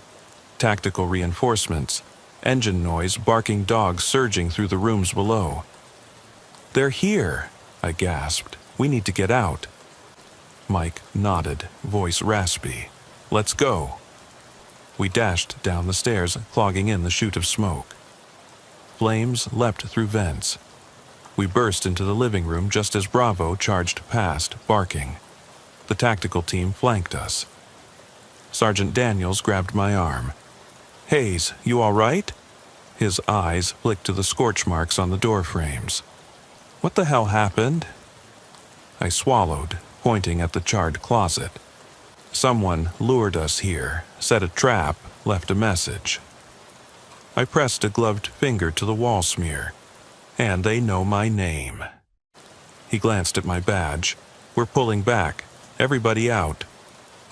The dogs barked, lead lines yanked tight. We stumbled into the front yard, coughing in the cool night air, the house behind us glowing with firelight. Neighbors gathered at a safe distance, their faces pale in strobe-lit anxiety. One woman held her phone out, recording. Another sobbed into her husband's shoulder. The sergeant called in the fire department and ordered a perimeter. Mike slid next to me. "Jace, you see that?" I looked to the side and froze. Imprinted in the damp earth at the edge of the yard were 2 sets of footprints. The dog's paw marks, and beside them, a single human footprint leading away from the house into the neighbor's property. It was bare, just the outline of a boot sole. Not Darren's, not ours. I felt the weight of every shift I'd ever done settle heavy in my chest. The dispatchers, the calls, the adrenaline, the fear, all leading to this. Darren's rage in the tumor had been only the beginning. Someone else had been living here, watching, waiting. After we'd cuffed him in that dark backyard, the fire crackled behind me, the flames eating into plaster and wood. I looked at the footprints leading away and realized no one is safe. Not in Clearbrook, not at midnight, not ever. I raised my mic. Dispatch, we have a new suspect. 1, unidentified, last seen heading east from 413 Elm. Proceed with caution, over. I closed my eyes as the acrid smoke stung my throat. The whisper still echoed in my mind. Hayes, you shouldn't be here. The night air tasted of smoke and fear as we stood in the driveway, the charred shell of 413 Elm glowing behind us like a dying ember. Firefighters doused the last pockets of flame, while paramedics tended to the tactical medic's twisted ankle and checked our vitals. Sergeant Daniels barked orders to secure the perimeter and collect statements, but his eyes betrayed the same unease I felt. This was no ordinary break-in. Mike and I were herded toward the patrol SUVs, blankets draped over our shoulders to ward off the chill. The K-9 unit huddled nearby, Echo and Bravo panting, paws muddy from the crawl space. I nudged their handler. "Anything on the dogs?" He shook his head. Alerted to a live subject, but lost the scent upstairs, then zeroed on the backyard like whoever breached circled out. My gut clenched as I thought of that lone footprint. Narrow heel, deep tread, as though someone wanted us to see it, but never to follow too far. We gave our statements under harsh floodlights. Neighbors peered from behind yellow tape, cell phones raised. One hushed voice murmured, "Those poor cops." Another whispered, "What kind of monster?" I caught a glimpse of the boy from next door, eyes wide, clutching his mother's skirt. I swallowed, forcing my face to remain impassive even as my hands shook. At the station, the walls felt too bright, too sterile. Desks under fluorescent bulbs, the hum of computers, the rustle of paper. Each sound a reminder of normality from which I felt forever estranged. I stripped off my gear and hung my uniform on a rack, staring at the bloodstains and singed fabric long after I'd left the scene. The locker room mirror reflected a pale, wide-eyed version of myself.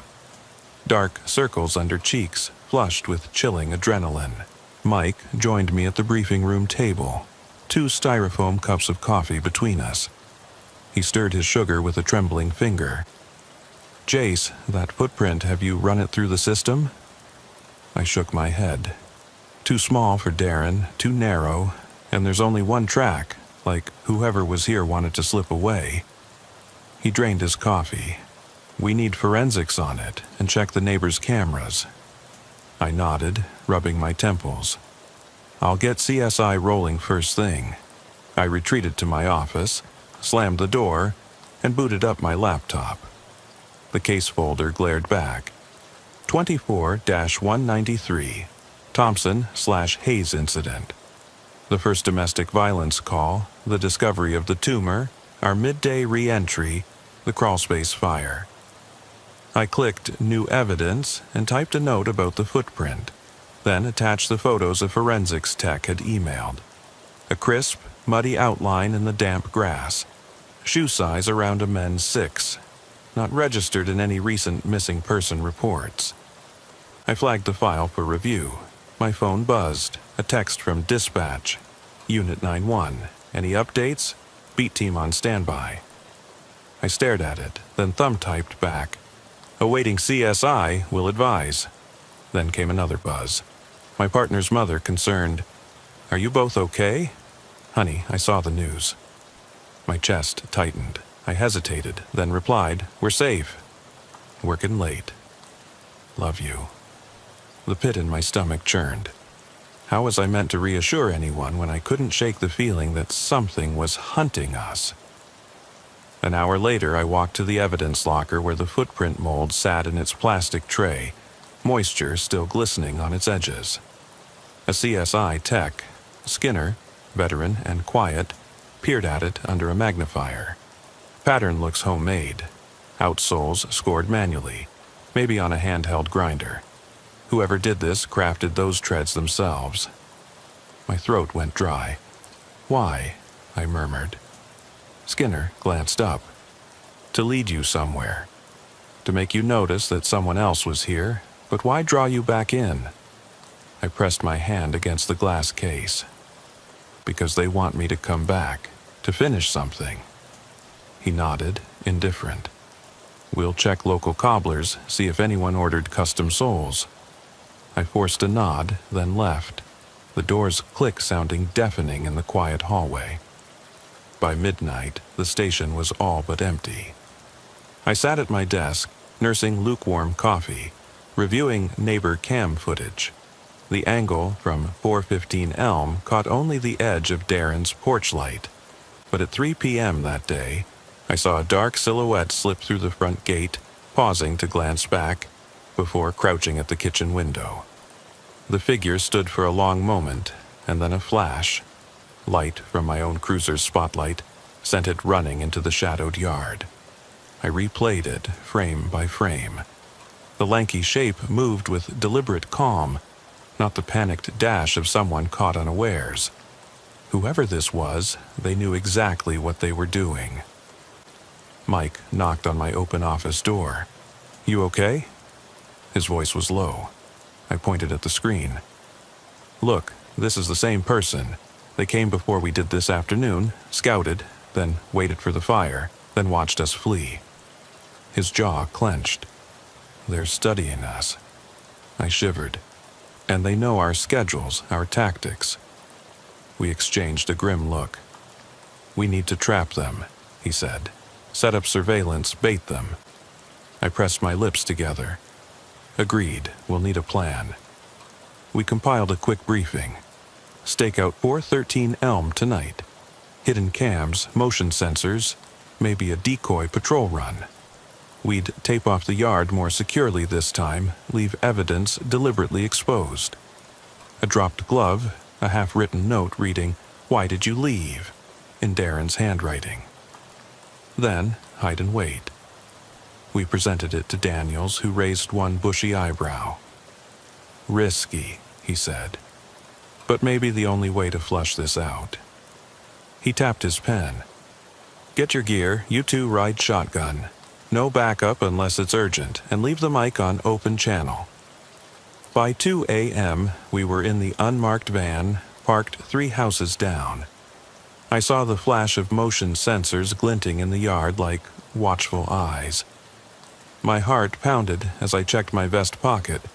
Extra taser cartridges, handcuffs, a spare mag. Mike loaded the surveillance tablet. "All cams online?" I nodded. "Thermals too." Outside, the wind whispered through bare branches, leaves skittering across the pavement. I exhaled slowly. Half an hour passed in tense silence, our headlights off, just the glow of dash panels. The only sound was the hum of the engine's idling AC. Then, at 2:43 a.m., a red dot, motion alert, flickered on the tablet. In the thermal cam, I saw a shape moving along the fence line. Not a dog, not a cat. 2 legs, slender torso, head bent low. Mike hit record. I leaned forward. "They're here." We slipped out, guns drawn but lights off, crawling on hands and knees to the fence. I peered through a mesh gap. In the yard, the subject stood next to the burned-out crawlspace entry, head cocked, turning slowly as if listening. Its features were obscured by darkness. I couldn't tell male or female, but in its hand glowed a chipped ceramic figurine. Darren's son's toy rabbit, smeared with ashes. My stomach lurched. The intruder had been inside the house again, scavenging keepsakes. A whisper echoed, "Hayes?" I froze. Mike's hand gripped my shoulder. "They know you're here." I nodded, heart slamming.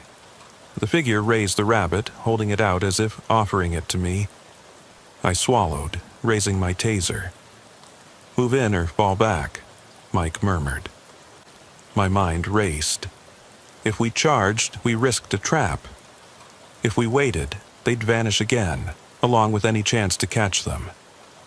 Before I could decide, the figure clenched the toy, bringing it crashing down on the ground. Ceramic shattered, ears flying.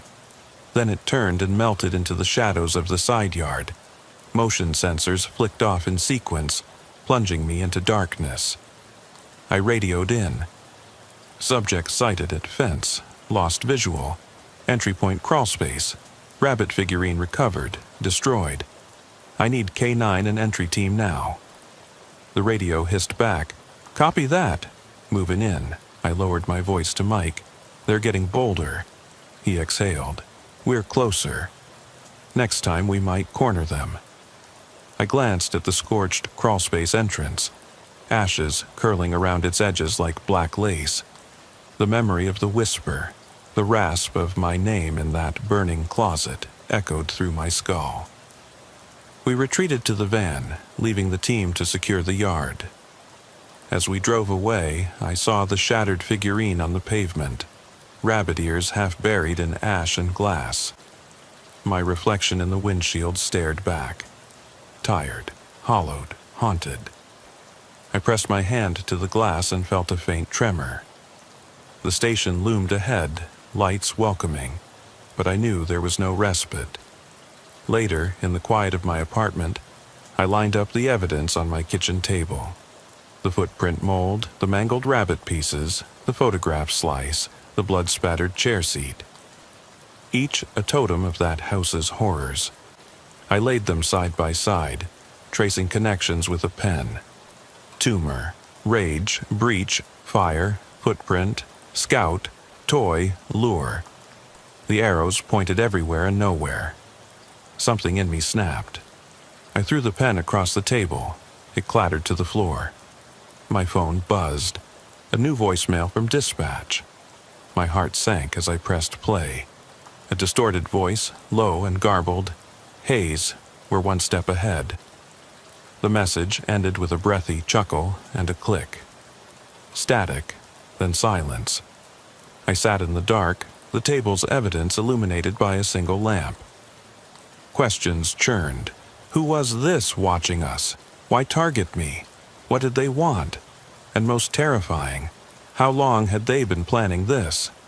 As the voicemail's last echo faded, I realized the answer was no longer in the files or the house, but in the darkness between calls, where someone whispered my name as their favorite toy shattered at my feet.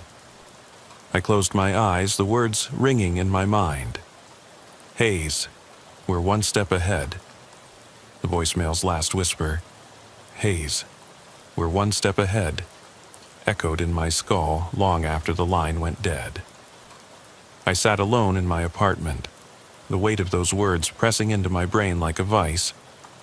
Dawn was hours away, and I knew sleep would only leave me vulnerable, unarmed against whatever game this was. I shoved the broken rabbit pieces into an evidence bag and tucked it under my arm. I grabbed my keys, slid into my coat, and left without another thought. The station was a fortress of empty desks and humming computers when I walked in. Mike was already there, slumped in a chair at dispatch, eyes heavy with sleeplessness. I dropped the evidence bag on the table. He looked up, and for a moment I saw shock flicker across his face. "You came in," he said, voice hoarse. "Couldn't stay away." I nodded, pressing my palms into the table. "They called me, again." He rubbed his eyes. "You got the voicemail."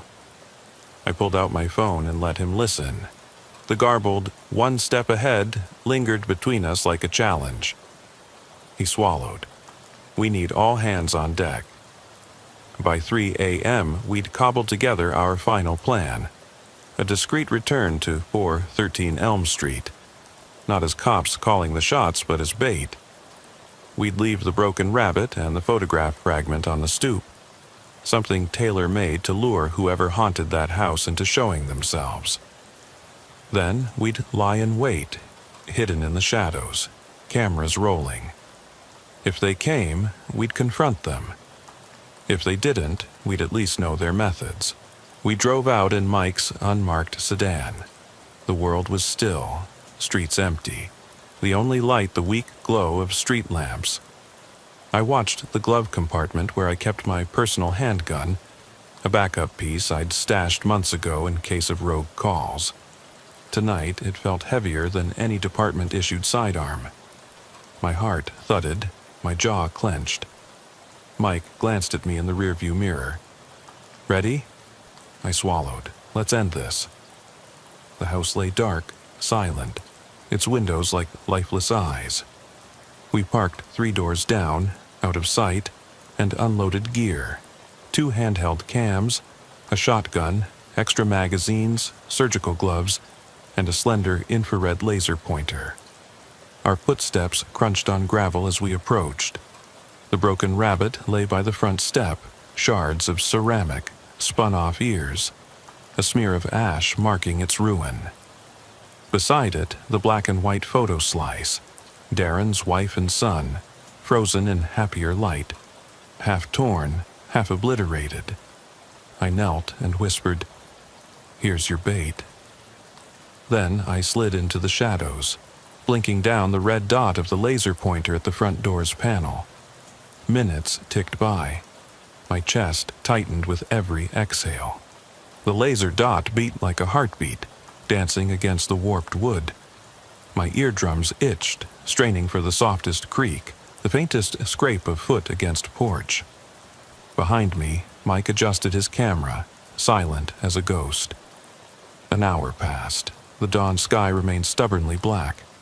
My leg began to cramp from crouching. Mike gave me a nudge. Still nothing. I shook my head. They know we're here. I fingered the holster at my side. If they thought we'd come back, they'd have hit us before daylight. Mike frowned. Maybe this is a trick. My teeth ground together. Then we need a new play. I raised my voice into the night. Listen up. Whoever you are, I've got a name. Hayes, let's see how brave you are when I point a barrel at your face. Silence. Then a soft laugh, low and distant, like the churn of wind through hollow bones. The sound came from behind the house. I fired a flare round into the air, the sharp crack startling, and watched the orange flare arc overhead, illuminating the yard, the fence, the skeletal silhouettes of hedges. The laughter stopped. My pulse roared. I whispered, "They're back there." Mike grabbed my arm. "Hold." A figure emerged from around the side, stepping slowly into the flare's glow. A tall silhouette, slender but broad-shouldered, wearing a hooded raincoat that hung to mid-calf. I could see only shadows of a face, but something in the stance, the tilt of the head, stopped my breath. The figure raised one hand, turning the hood back enough to reveal eyes. Cold, empty, unblinking. No glare of recognition, no flicker of shame. Just a blank canvas where fear should paint itself. I aimed my shotgun. "Drop it," I barked. The figure responded with silence, stepping closer, calm as if walking to an appointment. Mike moved beside me, flashlight on, beam cutting through the darkness. The raincoat glinted with raindrops, though I felt no rain. I felt a prickle on my skin, like static. The air smelled faintly of gasoline and something metallic, like old coins. I took another step forward. The figure didn't flinch. I raised my voice again. "We know you've been here. We have the footprint, the broken toy, the code." I swallowed. "We've got you cornered." The figure cocked its head, watching me. Then, with deliberate slowness, it reached into an inner pocket and drew out a small object. A ceramic shard from the broken rabbit toy. It held it out between 2 fingers and dropped it at my feet. The shard clinked on the porch. I stared. Mike's hand flicked to his sidearm. "What do you want?" I demanded. The figure raised a gloved hand and traced 3 lines in the wet wood, each line a slash, like tally marks, but the third line carved across the first 2 an X. Then it tapped its chest, pressed 2 fingers to its temple, and pointed at my chest. The gestures were cryptic, almost ritualistic. I felt blood drain from my face. The figure stepped forward, brushing past me without hesitation, heading back into darkness. I called after it, but it vanished like smoke. The raincoat caught on the corner of the porch for a moment, tearing one sleeve, then it slipped away. Mike trained his flashlight along its path, but all we saw was the flashing red of my abandoned laser pointer, blinking in a random pattern, once, twice, then fading. I dropped to my knees to pick up the shard. On its underside, scrawled in what looked like dried blood, were 4 letters. Next. My gut seized. The tally on the porch meant this was the 3rd time I'd been targeted. The initial backyard apparition, the crawlspace whisper, the test at 3 p.m., and now this. A final invitation. Next. I stood, pocketing the shard. Mike looked at me, face pale. "What now?" he whispered. I swallowed. "We wait," I said, voice brittle. "We wait until dawn, and then we go inside, together." We retraced our steps back to the car, stumbling over wet grass and discarded evidence markers. Every so often, the laser dot flickered back to life on the porch, a heartbeat pulsing in the dark. At the sedan, I paused and looked back at the house. Dark windows like empty sockets, the front door stained with ash and the single X. It looked abandoned, but I knew it wasn't. We drove away in silence, passing under the green glow of traffic lights, heading for the station.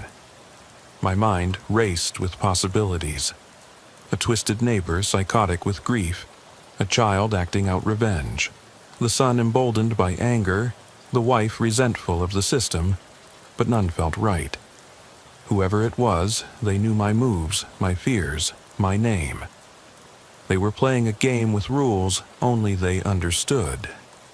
At the station, I filed the new evidence, photos of the tally on the porch, the shard reading "Next," the CCTV clip of the figure stepping from shadow to shadow. Then I dropped into a chair, exhaustion finally catching up. Mike leaned over. "You think they'll come back?" I closed my eyes, picturing the figure's blank stare. If they said next, they expect me. My voice cracked. They want me to go inside. He placed a hand on my shoulder. "We'll do it together." I nodded, grateful but hollow. Together. We geared up for the final entry. Flashlight, taser, pistol, evidence markers, and a GoPro strapped to my chest. At 5:45 a.m. we rolled out. Convoy formation, unmarked sedan, marked cruiser, 2 backup units. The sky was a deep purple, the first tendrils of dawn creeping behind low clouds. I felt the old rasping thrill of a call, the adrenaline sparking in my spine. Only this time the call was personal. We arrived at 413 Elm. The yard was empty, the raincoat torn and discarded on the lawn as though snagged by a branch. Motion sensors and evidence tape fluttered in the breeze. My boots crunched on the path. I paused, recalling the laughter, the whisper, the tally marks. I took a deep breath, keyed my mic. "Haze to all units, move in on my signal, I'm going up." Mike fell in beside me. The front door was ajar, never a good sign. I nudged it with my toe. It swung open, groaning. The porch was empty, the tally marks freshly carved, rainwater pooling in the grooves. The X shone dark against the wood. I raised my light into the threshold and stepped inside. The living room was cold, silent, floorboards slick with condensation. My flashlight beam caught on the fireplace mantel, where the torn photograph fragment lay face up. I knelt and picked it up. On the back, scrawled in matching ink, "Find me." That was all. The rest was blank. I looked to Mike. He nodded. We swept our torches across the room. Furniture overturned, curtains drawn back, dust motes drifting like tiny specters. The front window was wide open. Footprints led out into the yard. But another set of prints led deeper into the house. Bare footprints, small, rounded, like a child's. My pulse stuttered. I whispered, "The boy." Mike froze. "You think," I shrugged, "or someone wearing his shoes." Before we could move, a soft scraping behind us made us whirl. The shadow of a child's toy rolled across the floor. A single plastic soldier. Helmet caved in, lying on its side. I exhaled. He's setting the stage. We followed the prints to the kitchen. The air was thick with the smell of toast. Still warm, cutting through the damp. On the counter sat 2 plates, one smeared with jam, the other empty. A half-drunk glass of milk stood half full. My throat clenched. Someone had made breakfast, waiting for us. A noise upstairs, footsteps, light and quick. I motioned Mike to stay. I moved to the foot of the stairs, each step numbered in my mind. 1, 2, 3. My light trembled as I climbed. At the top landing, the hallway stretched into darkness. Doors on either side, just like before. I heard a soft humming, like a lullaby. My palm trembled as I edged toward the master bedroom door, which stood slightly open. I kicked it wide. The room was bathed in pink dawn light through slatted blinds. On the bed lay a single figure curled in a ball, a small boy, hair tousled, back to me. The hospital bracelet still glinted on his wrist, surgery scar faint but visible on his neck. He sang softly to himself, "Rockabye, baby." My voice caught. "You're safe now." He turned. His face was lined, not with the softness of childhood, but with the weary hollow of someone far older. His eyes were too big, too knowing. He dropped the lullaby and smiled, a slow, terrible stretch of lips that revealed nothing but darkness. "I missed you, Hayes," he whispered. "Next time, come find me." I raised my pistol, but before I could fire, he vanished, like mist dissolving in the air. The room went silent, and I felt the weight of every question pressing down. Who was this child? How had he survived? What did he mean by next time? And most of all, why did I feel relieved? I remember pulling onto that dusty lane just after the sun dipped below the pines, the windshield wipers barely moving in the light July drizzle. The cruiser's engine idled, heartbeat steady, as I killed the lights and eased the door open. The air smelled of wet earth and old wood, like the corner store back home in Baltimore, mixed with something fouler, something I couldn't name. My partner, Maria, nudged me and nodded toward the porch. The string of battered red, white, and blue bulbs flickered on despite the afternoon heat, a mocking echo of celebration in a place that felt twisted. Stepping out, my boots sank slightly in the soft shoulder gravel. The hum of cicadas buzzed overhead, a relentless backdrop to our approach. I flicked my radio off silent in case the static spooked whoever, or whatever, might be inside. Maria's hand hovered above her holster. I knew she was reading the same tension I felt coiling in my gut. 2 uniformed silhouettes in the dusk, moving toward a peeling screen door that creaked like a warning. She was waiting, Marianne Clark, shoulders rounded, brown hair limp and streaked with sweat. Her eyes, sunk deep in hollows, tracked us with a flat, desperate intensity. Behind her, 7-year-old Eli clutched the handle of an oxygen concentrator, its whispered hiss a reminder of fragility. The boy's sneakers scuffed the cracked concrete porch as he half dragged, half pushed the machine. He looked both younger and older than his years, hollow-cheeked, eyes too big for his face, like a puppet missing strings. "Deputies Jenkins and Ortiz," Marianne said, voice low, measured. The syllables felt rehearsed, like a script she had practiced nightly. "Thank God you're here." She glanced at Eli. His chest rose and fell in shallow gasps, then back to me. "My brother, he's out there, I don't know where. Meth. His bender started last night. He always gets worse."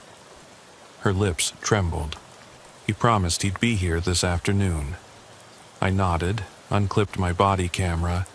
It clicked on, its red light a small eye recording every twitch of her hands, every tremor in her voice.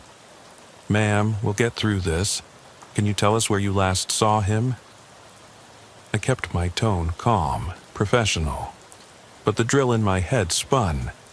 This wasn't just a trespass call. The wilting flowers by the door, the cracked siding, the shutters gaping, every detail histrionic, like the house itself was gasping for breath. She motioned us inside. The foyer smelled of mildew and something metallic, coppery, like old blood dried under the sun. A battered console table held faded photographs. A younger Marianne, smiling with two little kids at a 4th of July parade. Eli among them, neck cradled in his father's arms. The dates scribbled on the back caught my eye. June 2018. 6 months ago. I stifled a swallow, time blurred. "Last I saw him," her voice cracked. "He went out back. Said he saw movement in the tree line." She gestured toward a window that overlooked a thicket of pines 24 yards beyond the kitchen. Shadows shredded the view. I stepped closer, noticing tracks in the mud. 2 sets of footprints heading into the underbrush, then none coming back. Maria called a dispatch check. No warrants, no outstanding calls for the brother's name. Good, less paperwork for us, but that meant nothing for the flicker in Marianne's eyes as she watched my radio, searching for hope. She rubbed her arms as if cold, though the humid air clung to my skin like a wet shirt. I crouched beside Eli. "Hey, champ," I said, voice soft. His eyes flicked up, alert, frightened. "You doing okay?" He nodded, lips chapped. His oxygen hose looped over his shoulder, a lifeline in red plastic. "You'd better stay here," I told him. "We'll find your uncle." He blinked slowly, trust and terror warring in his gaze. Upstairs, the bedrooms told more stories. A single bed with a quilt patterned in baseball bats, posters peeling off the walls, teams none of us had heard of, a crib stuffed with stuffed bears. No sign of his father, but evidence of a life interrupted. A forest of pill bottles lined the windowsill, antibiotics, bronchodilators, antidepressants, none showing overdose risk. Just the needles and burnt tinfoil we didn't find. Back on the porch, the dusk deepened. Fireflies flickered ghostly. I thought I saw something move behind the trees, a shape hunched, shifting. I raised my light. It played across a sagging fence, then a charred stump. No sign of life. Maria scanned in a circle. No radio chatter except our own. Marianne slipped to my side. Her voice was a whisper. "He won't hurt Eli, he loves him, but he's not himself." I felt her desperation, wanting protection yet fearing what waited. "We'll keep him safe," I said, though I wasn't sure who "we" was. The station? Social services? Babysitters? I left her phone number and promised patrol follow-ups.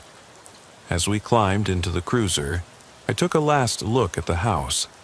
The flickering lights, the hollow windows, the hush beyond. Something in me tightened, a premonition. We drove away, tires crunching the gravel, headlights cutting through the dark swirl of pines.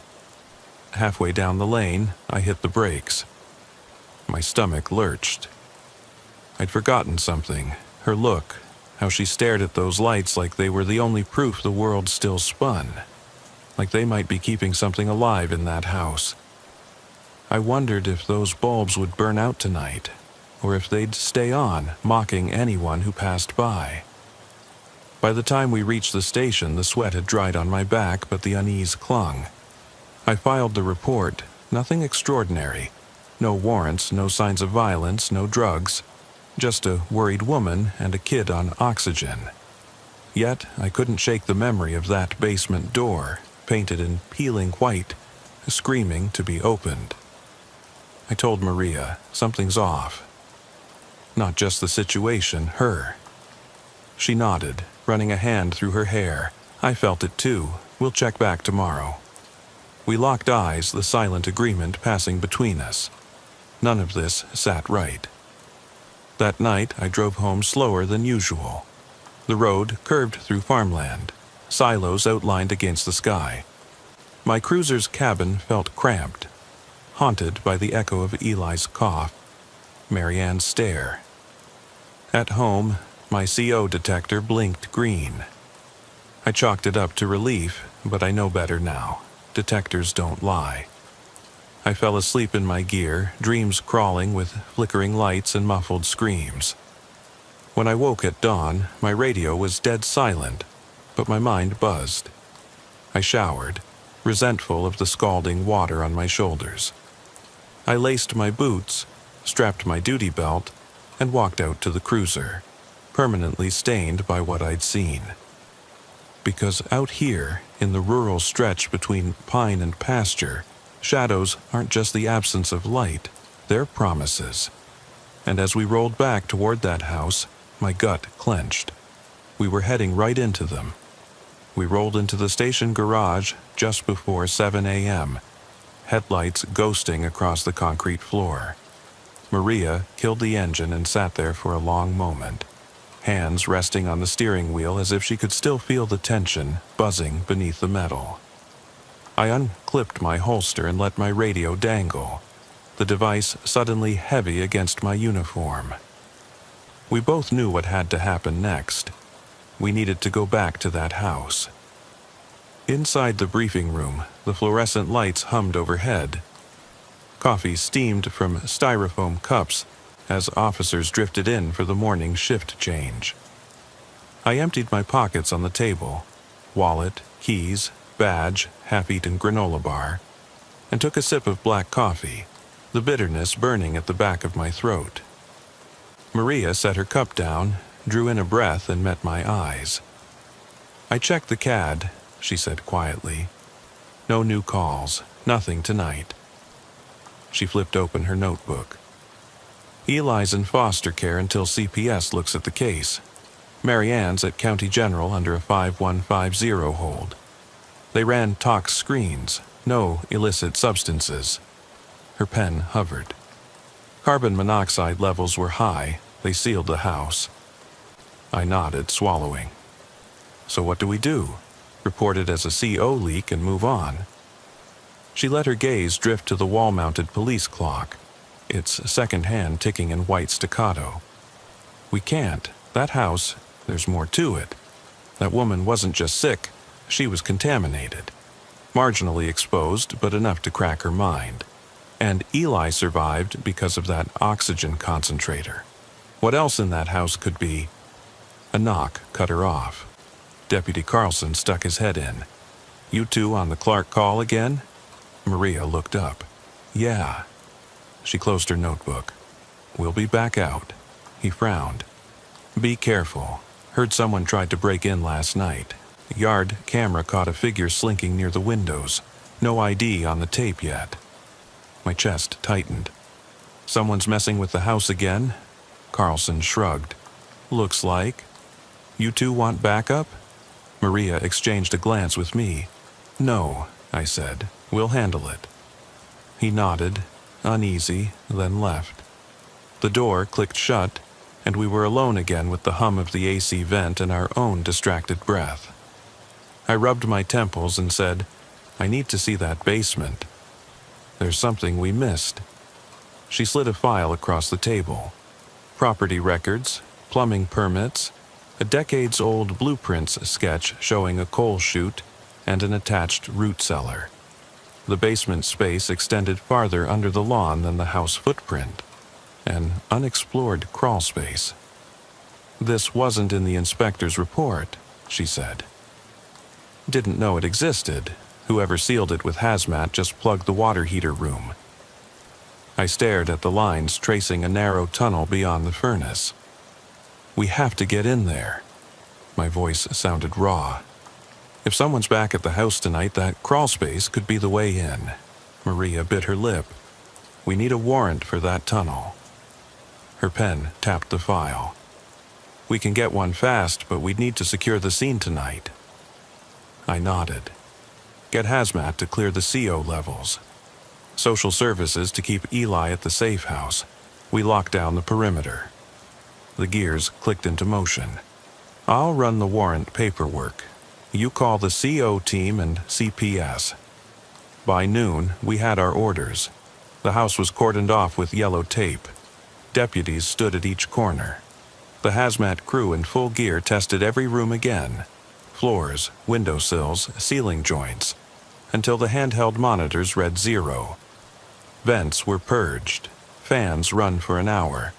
CPS had removed Eli's oxygen concentrator and sent him to a foster home 2 counties away.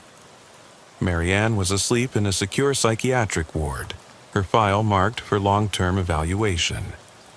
Maria and I approached the porch together, flashlights clipped to our belts. No more flickering holiday lights. Someone had cut the power. The front door lay slightly ajar, its latch bent inward. We drew weapons, not out of expectation of violence, but to show presence.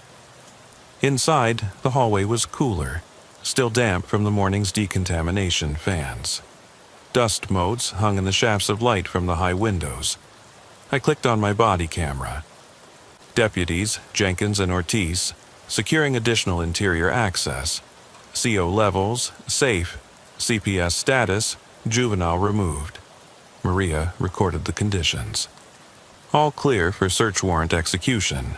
Basement access pending. We stepped into the kitchen where the first call had brought us. Its linoleum floor scuffed, counters overturned as if someone rifled through drawers. I dusted for prints at the faucet. None. Under the sink, a spray of cobwebs, but no hidden contraband. A scrap of paper fluttered to the floor. An old receipt dated December 23, 2017. I pocketed it. A Christmas tree farm, 20 miles north. Some memory Marianne clung to. Beyond the kitchen, a door led to the back porch. Gray light filtered through its cracked window. Maria shone her light on the eastern wall, following the seam where paneling met floorboards. "Here," she whispered. A row of old coat hooks was bolted above. 2 hooks were newer than the rest. She pried the board gently. A latch clicked. A hidden door swung inward. We descended 4 narrow steps, the concrete cool and damp underfoot. The headroom shrank until we had to hunch. My breath fogged in the beam of my flashlight. The tunnel stretched 10 paces before opening into a root cellar. Packed dirt walls, tin cans on rickety shelves, pottery shards scattered. There, humming softly in the corner, was another oxygen concentrator, identical to Eli's. Maria's voice trembled. "Why are there 2? I stepped closer. The machine hummed as if waiting. Black mold curled along the walls. A rusted hand tool lay discarded. The air smelled stale, like old root vegetables mixed with something acrid. My light caught a polished copper pipe rising from the floor, then bending into the wall above. The seam was brittle, corroded. I traced it to a valve wheel half a foot above the floor. "This is feeding the furnace room upstairs. If it's open to the house," I swallowed.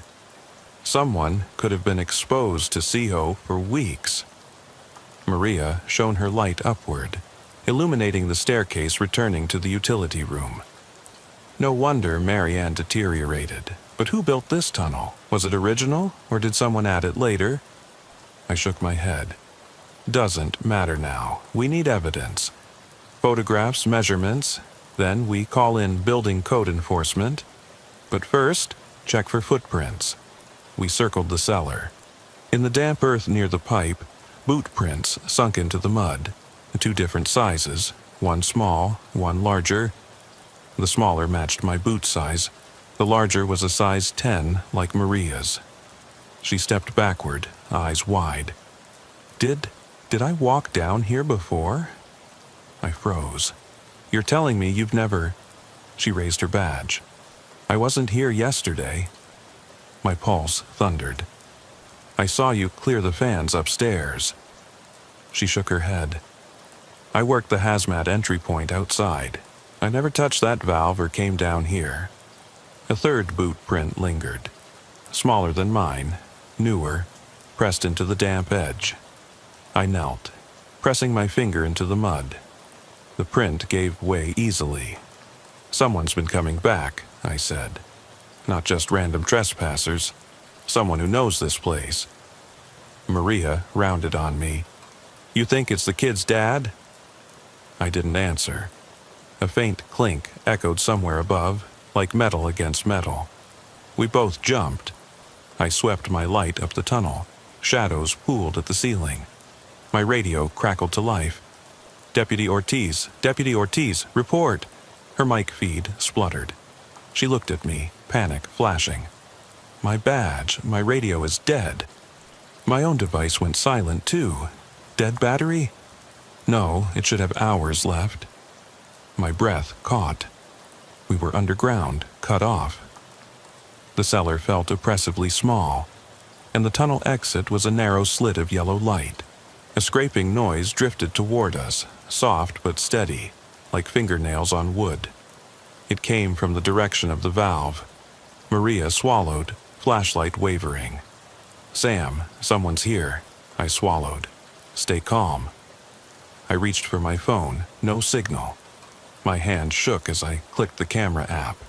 The phone light activated, cutting a thin beam. In the corner, half hidden behind a stack of canned beans, I saw movement. A shapeless mass shifting.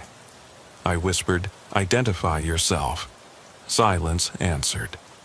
The beam tracked to a figure crouched low, knees drawn up, face obscured by shadow. Its breathing was shallow and quick. I hissed, "Show your face!" It lunged forward, knocking the beam out of my hand. I stumbled backward, heart pounding.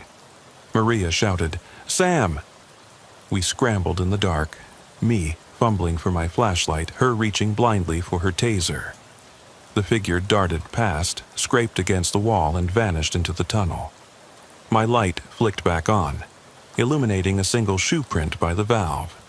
Small, half covered with fresh mud, the tread pattern of a child's sneaker. My chest tightened until I couldn't breathe. "It's Eli," I gasped. "Eli's been down here." Maria caught my arm. "That's impossible, he's in foster care." I shook my head, fear roaring. Someone's luring him back, they want him exposed, or worse. The rustle of movement echoed again, followed by a soft giggle, a child's giggle, high and mewling. My reflection in the damp wall stared back at me, wild-eyed. Panic coiled like a snake. I fumbled for my radio, slammed the power button, dead. "Maria," I said, voice trembling. "We need to get out. Now." She nodded, voice steely. "That tunnel is our only exit." I swallowed bile. "After you."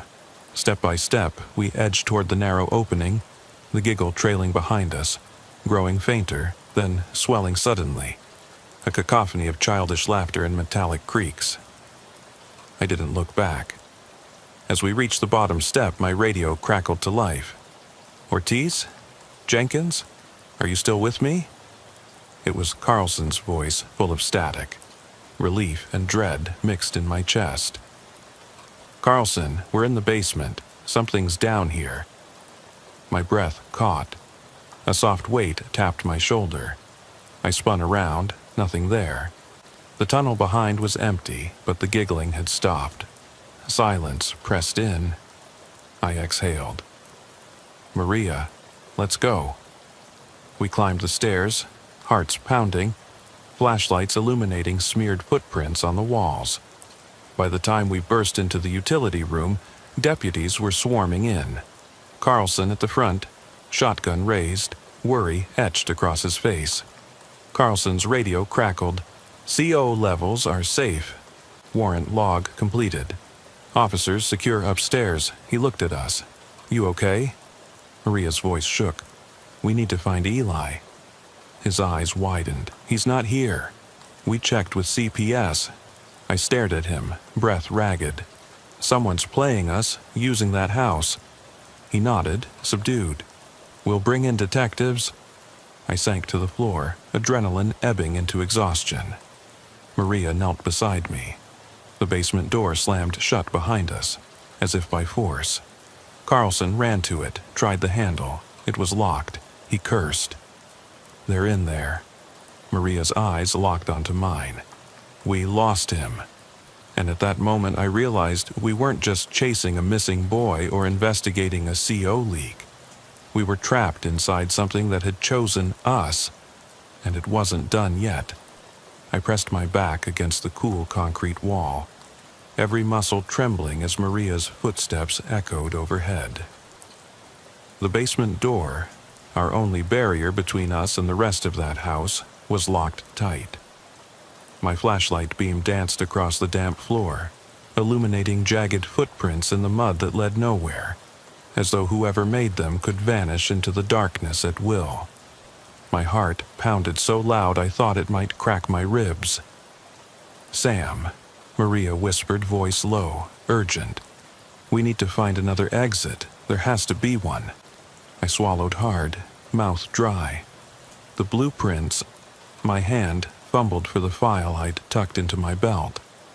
The paper was damp and smeared, but I could make out the thin lines, a narrow crawl space branching off behind last night's furnace room, leading back beneath the lawn. That tunnel splits in two, I said. One side goes back to the utility room. The other, I'm not sure. She crouched beside me, flashlight in hand. Then let's move, before whatever's down here circles us. I forced myself to my feet, wincing as the camera clipped to my belt scraped the concrete. My radio lay beside me, useless.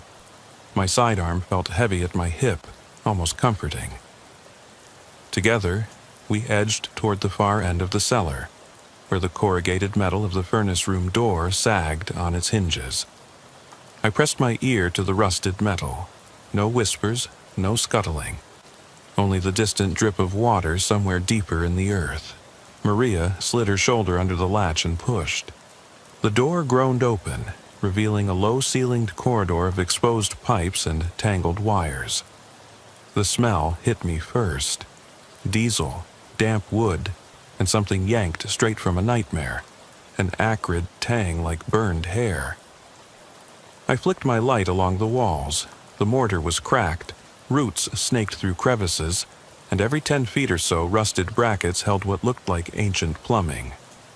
Stay close, I murmured, crawling forward until I could stand.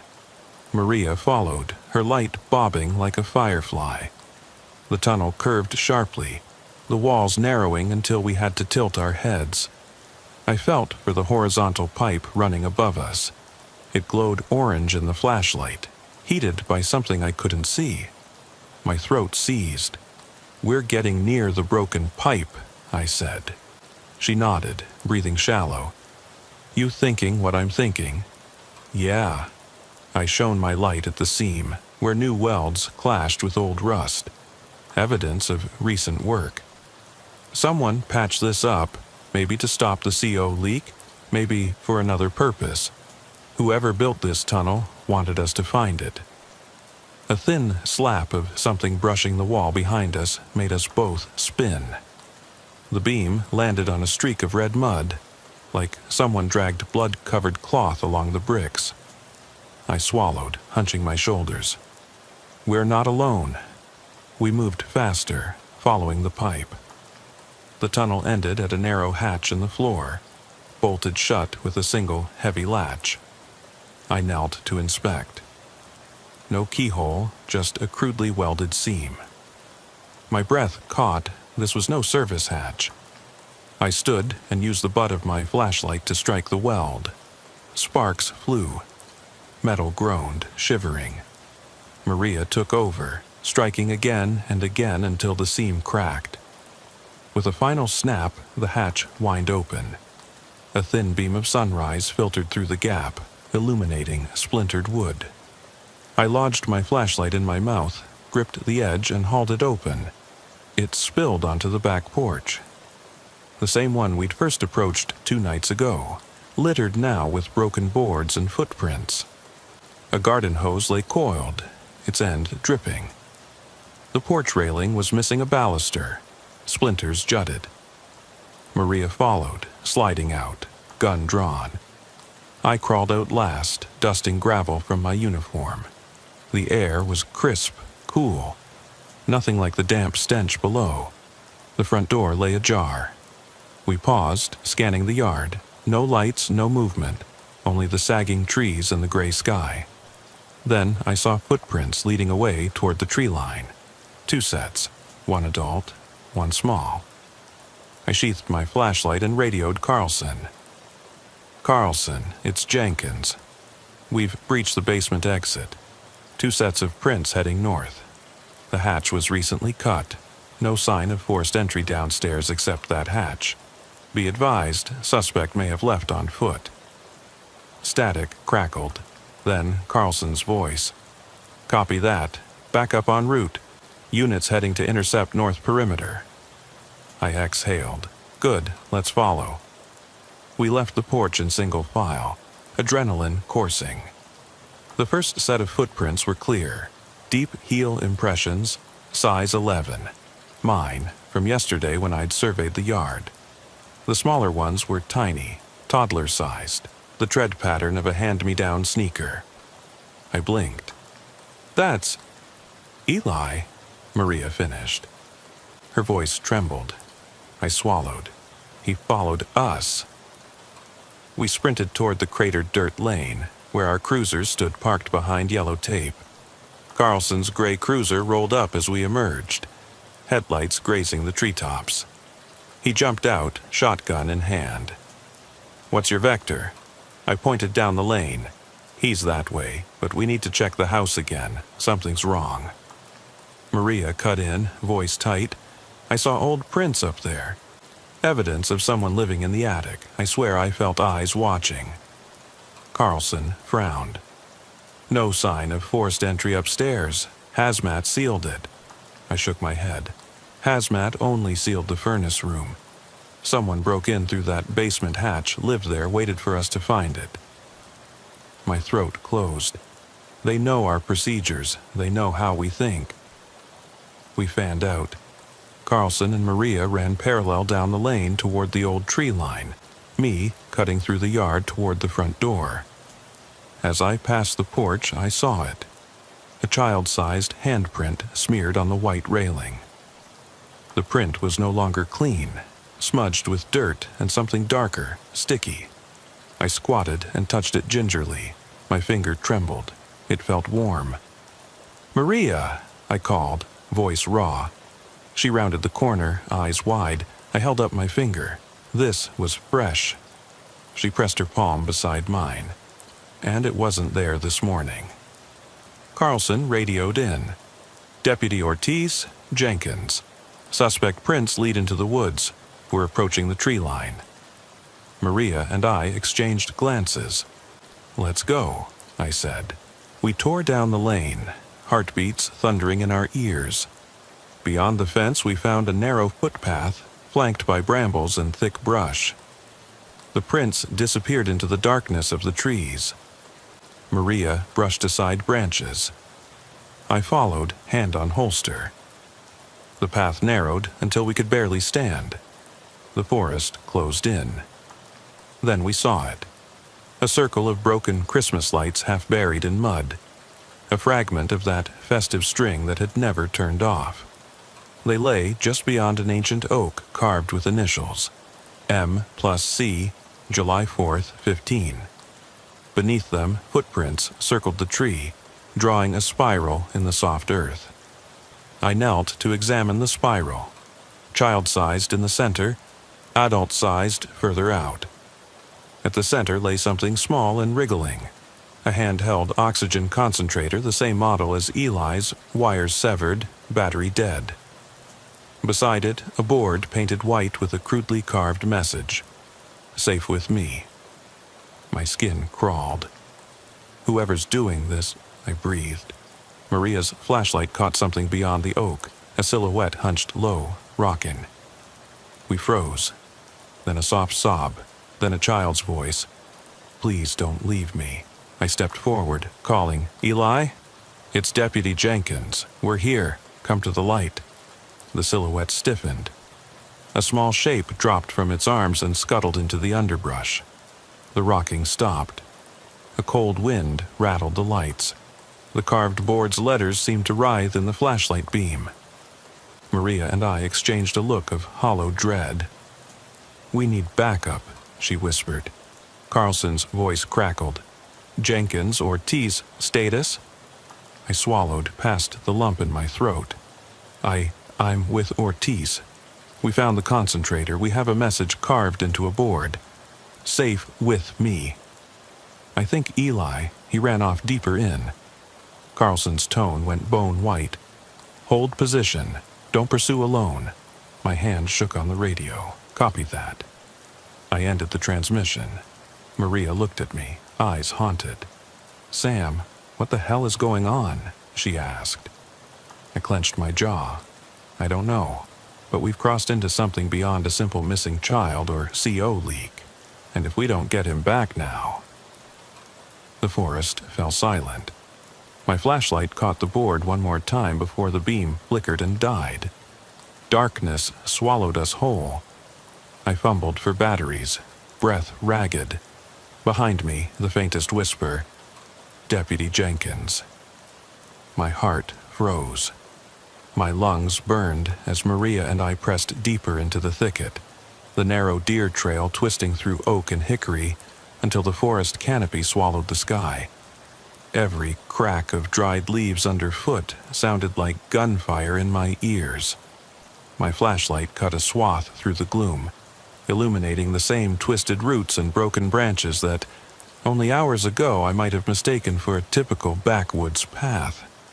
Now, each jagged stump and low-hanging limb felt like a hand reaching out to trip me, to pull me into the dark. "Eli?" I called, voice raw. The beam bounced over a fallen log ringed with mushrooms and moss, then settled on the mud where his tiny footprints blurred into a skiff of geese feathers. I crouched to trace them. Toe prints pressed into damp earth, the same pattern as his old sneakers. The path forked here, 2 branches into shadow. Maria knelt beside me, her pale face lit by the flashlight's glow. "Which way?" she whispered. Her breath plumed in the beam. The forest was eerily silent. No wind, no bird calls, just the distant drip of water. "We need to choose fast. Carlson's team said they'll be here any minute." I studied the prints. One set veered left, the other right, and beneath them, deeper in the mud, I saw a third track. The smooth sole of an adult dress shoe, not mine or Maria's, mangled into the shape of an arch. "He was led," I muttered, pressing my glove to the print. "Someone guided him." "Or forced him," Maria said, voice trembling. She shone her light down the left branch. A narrow corridor of twisted saplings, roots snaking across the ground like cables. To the right, the path opened into a faint clearing, moonlight filtering through broken branches. Enough to see a carpet of fallen leaves, undisturbed except for those prints. I swallowed. "Left is too tight. We might get trapped. Right seems more open." My mind raced. Grown men can chase down a child in a confined space. In a clearing, we stand a chance. Let's go right. We advanced into the glade, The air here was cooler, the earth firmer. My radio crackled faintly, Carlson checking in, but I shut it off. Every transmission risked giving our position to whoever was watching. We needed to move quietly. At the edge of the clearing, a single tree stood apart, its bark peeled in a spiral around the trunk. Beneath it lay Eli's shattered oxygen hose, coiled like a broken serpent. The concentrator's battery pack sat a few feet away, twisted open, wires splayed. I picked it up, voice thick. Why would someone disable this? Maria scanned the tree line. To keep him from running back, he's vulnerable without it. I nodded, stomach churning. He's probably terrified, coughing, gasping. I clicked my pen light into the hose inlet. Nothing but dirt and a few dried leaves. He can't breathe well without it. A sudden rustle to our left seized my attention. My gun came up. Maria's followed suit. The beam flicked over hidden roots, broad leaves, then caught on a manila envelope nailed to a tree. I crossed and pried it free. Inside, a crumpled photo of Marianne Clark, taken on a bright December morning, her smile torn away, the image scratched with ink. She lied. In curling handwriting on the back, I tried to save him. You ignored her. My breath caught. She blamed us, I whispered. Marianne. Maria's eyes widened. She wrote this? Or someone wants us to think so. I studied the photo. Marianne's eyes glossy with tears, staring straight ahead. Beneath, someone had scrawled in block letters, "Find me." The edges of the picture were singed. Whoever left it here wanted us to follow. My phone buzzed in my pocket. Carlson again. I ignored it. We were on her ground now, every step choreographed by someone in the shadows. Maria brushed her glove across her forehead. Sam, she lied. What does that mean? She's the one who called us. She was the victim. I slipped the photo into my pocket. Maybe she's not the victim. Maybe whatever poisoned her was a warning. My pulse thundered as we turned away, following a faint trail of broken twigs leading deeper into pines so dense we had to push branches aside. The path sloped downward toward a shallow ravine. I could hear rushing water, distant but distinct, a creek bed. Darkness pooled ahead, broken only by Maria's flashlight, bobbing like a ghost. We reached the ravine's lip. Below, the creek glimmered silver in the moonlight. On the far bank, footprints led up a slick bank, the imprint of a child's hand leaving a smear of blood on a pale root. My stomach lurched. He's hurt. Maria's voice trembled. We need to cross. I peered down, 6 feet of exposed rock, slick with moss. No bridge. Around us, the earth sloped sharply. Maybe if we climbed down the path on the left. A crack echoed overhead, like a branch breaking. My light arced upward. A figure in dark clothing crouched on the bank above us, face hidden. The beam caught the gleam of wet eyes, adult, wild. He watched us. "Down here," I shouted, raising my gun. "Step forward, hands up." He didn't move. Instead, he pointed toward the creek bed. My stomach clenched. In the water, I saw something. Pale fabric drifting in the current, snagged on a rock. A small shirt, Eli's shirt, soaked through and stained. "No," I whispered. I dropped to my knees, leaning over the lip, heart hammering. I could almost see the rippling water, something bulky beneath, swimming slowly against the current. A shape too large to be a rock. Maria joined me, flashlight slicing through the dark. A pale arm, blade of a hand, fingers splayed. My hand shook as I flicked on my infrared. The heat signature was dim, but distinct, human. I swallowed bile. He's alive, but he's down there. Maria nodded, face pale. We have to get him. I scanned the bank above. The figure had vanished. No footprints, no broken twigs, only the echo of that crack. I stood. "We'll wade in. Cover me." I removed my jacket, gun belt, gloves, leaving my duty belt and weapon holstered to my thigh. Maria followed suit, our uniforms bundled in a loose pile at the edge. I clicked my flashlight to steadiest beam and stepped onto the slick stones, water lapping at my boots. Cold shot up my calves. I pressed forward, knees sinking, water swirling around my waist. Halfway across, a hand grabbed my ankle. I yelped, shining my light down, a clenched fist of mud and roots, as if the earth itself reached for me.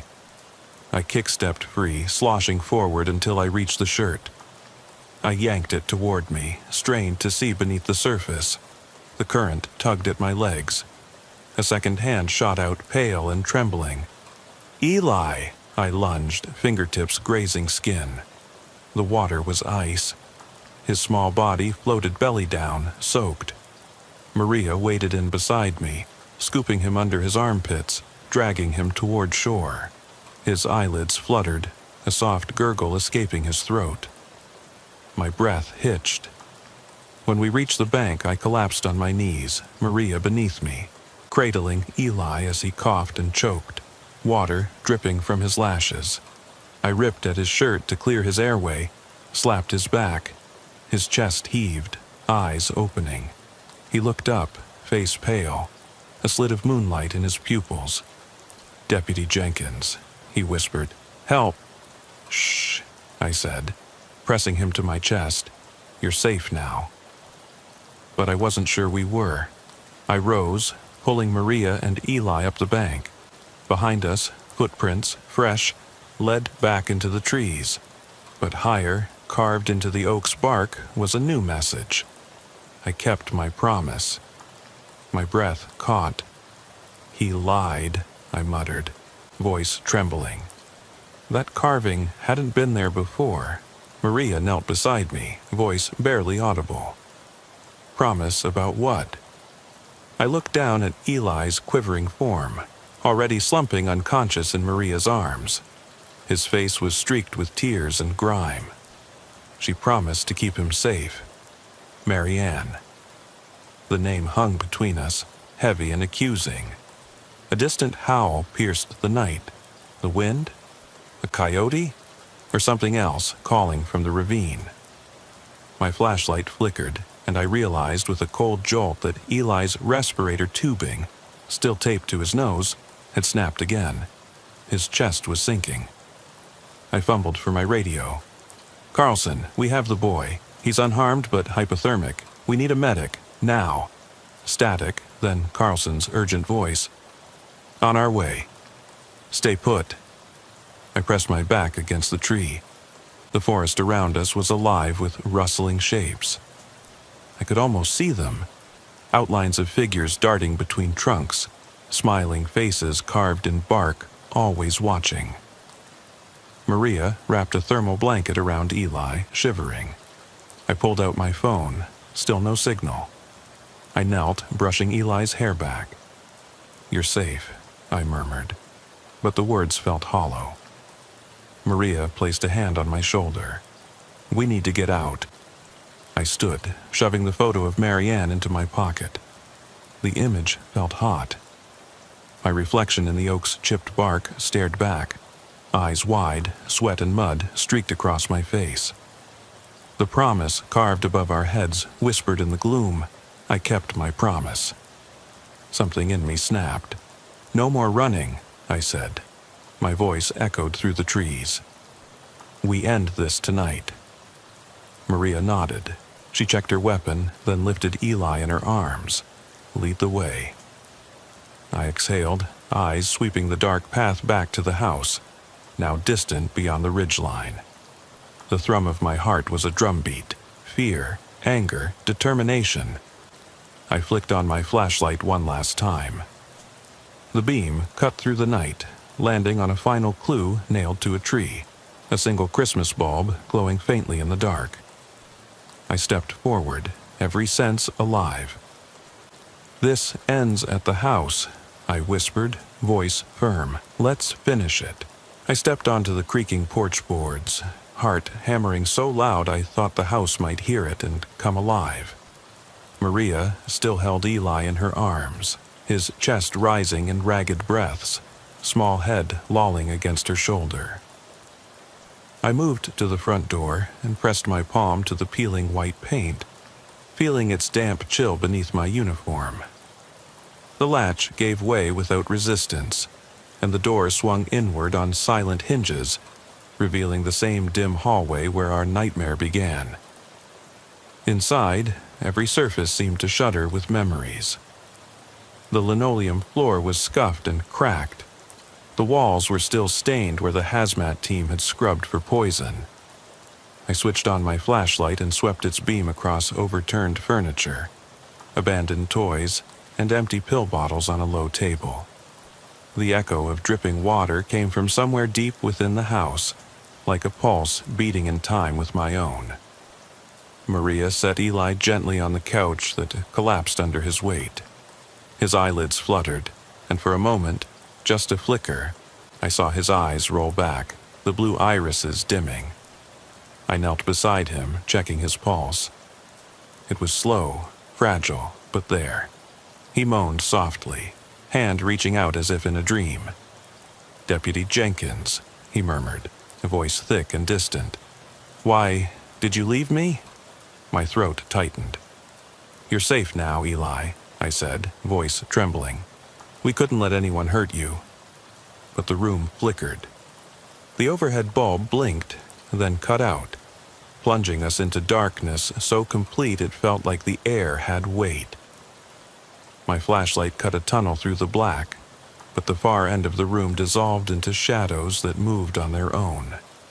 I stood, backing away, shining my light toward the archway leading to the utility room.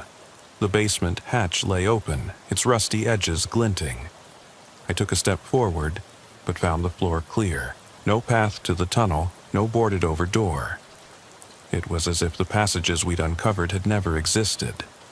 The house had swallowed its secrets. Maria's voice came from behind me, shaky. "Sam, something's wrong." I turned to see Eli standing unsteady, his eyes glowing faintly in the beam. His small chest was bare except for a thin hospital gown. The oxygen hose dangled uselessly at his feet. I rushed to catch him. "Eli, sit down!" He raised a hand, palm open. "I'm tired," he whispered. "I don't want to go back." The words had no boyish tremor. They were flat, hollow, like spoken by someone older in a child's body. A chill crawled up my spine. I knelt again and gripped his shoulder. "Sweetheart, you were nearly lost. You need rest." His eyes locked on mine, unblinking. The blue faded to gray, and then I saw it. The faint outline of a woman's face superimposed over his. Haggard, hollow-cheeked Marianne Clark, eyes sunken, mouth twisted in anguish. I gasped and recoiled, stumbling onto the couch. Maria's flashlight beam darted to my face, then to Eli. "Sam?" she whispered. "What is it?" I rubbed my eyes and forced myself to look again. The boy's face was normal, except for smeared tears and mud. I reached out, touching his cheek. His skin was cold, damp, like the basement walls. "He's freezing," I muttered, wrapping my jacket around him. A soft clicking noise came from the hallway. A camera shutter, a metronome ticking. We both froze. The beam darted toward the corridor, illuminating a lens set in the wall above the stairs, half hidden behind a picture frame. The frame had fallen askew. A family portrait showing Marianne, her 2 children, Eli and an older sister I'd never heard about. The date stamped on the back read July 14th, 2017. I recognized the clothes, the same baseball quilt, the same striped shirt. I ripped the picture from the wall and held it close to the flashlight. The children's eyes seemed too bright, too knowing for a casual snapshot. And the older sister's face was scratched out, gouged with what looked like a key. Beneath the scratches, her smile lingered, haunted. I shivered, realizing the camera lens pointed directly at that spot, as if someone had been watching us watch them. A low moan drifted upstairs, the kind of groan that comes from joints stretching after decades of stiffness. The floorboard above creaked, then a soft dragging sound, fabric against wood. I choked back a sob. Maria swore under her breath. "He's up there." I rose, drawing my sidearm. "Stay with him," I told Maria, voice shaking. "I need to check." Maria squeezed my arm. "Be careful." I edged toward the stairs. My boots clicked on the worn treads. At the top, the hallway stretched out in both directions, lit by the moon through cracked windows. The bedroom doors yawned open like mouths. I stepped into the first room, a child's room. Walls painted sky blue, stenciled with clouds. On the bed lay Eli's torn t-shirt, stained and soggy. Half of the oxygen concentrator sat on the dresser, wires cut and frayed. Beside it, Marianne's battered tote bag lay unzipped, its contents spilled. Prescription bottles, a faded holiday card, and a folded pair of children's socks. Tiny, perfect, untouched. A breeze whispered through the broken window, carrying the tang of wet pine and something else. I felt heat surge in my cheeks as I realized the wind smelled like blood. The scent led me into the next room. The hallway behind me grew darker, as if the moonlight was being siphoned away. In the second bedroom, the walls were bare, except for a single drawing taped to the center. A crude sketch of a little boy standing beside a woman whose head was replaced by tangled roots. Beneath the drawing, a line in childish scrawl. I never left. I swallowed, hand shaking so badly I dropped my flashlight. It clattered against the hardwood. The beam spun wildly before coming to rest on the far corner of the room. A shape stood there, tall, gaunt, impossibly thin, wearing the dry cleaner badge of Marianne Clark's brother. Its head lolled, flesh stretched tight over bone, and in its hand was the missing Christmas bulb, glowing faintly red in the darkness. That light pulsed like a heartbeat. My breath caught. "No," I whispered. "This can't be." The thing tilted its head, click, click, like a record scratching. Then it smiled, lips thin, teeth jagged. I saw the woman's eyes in that smile, empty hollows filled with carbon monoxide haze. I raised my gun, but its arm shot up faster, closing around me with icy fingers. I screamed, stumbling backward into the hallway. My gun fired, the shot echoing like thunder in the empty house. The figure reeled, releasing me. I scrambled past, diving down the stairs. Maria's scream met me in the foyer. I sprinted back to the couch where she knelt over Eli, only he was gone. His jacket, gloves, even his small hospital gown lay in a neat pile. A new envelope sat on the seat. Inside, a Polaroid of the boy we carried in, his face cheerful, alive, standing in front of the house. But in the background window was another reflection. Me, in full uniform, eyes wide, kneeling over an empty spot on the couch. Maria's voice caught. He was never here. I swallowed bile.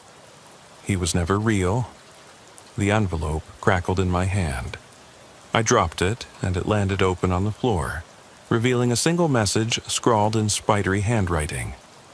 "Thank you for bringing me home." I turned to Maria, tears stinging. "Who have we been carrying?" Behind us, the Christmas bulb flickered on the wall, glowing gold where it hadn't been nailed. The soft click of its switch echoed in the silent house. I swallowed, voice barely audible. "Let's finish it." And as I spoke, the bulb went out, plunging us into a darkness so complete it felt alive, waiting.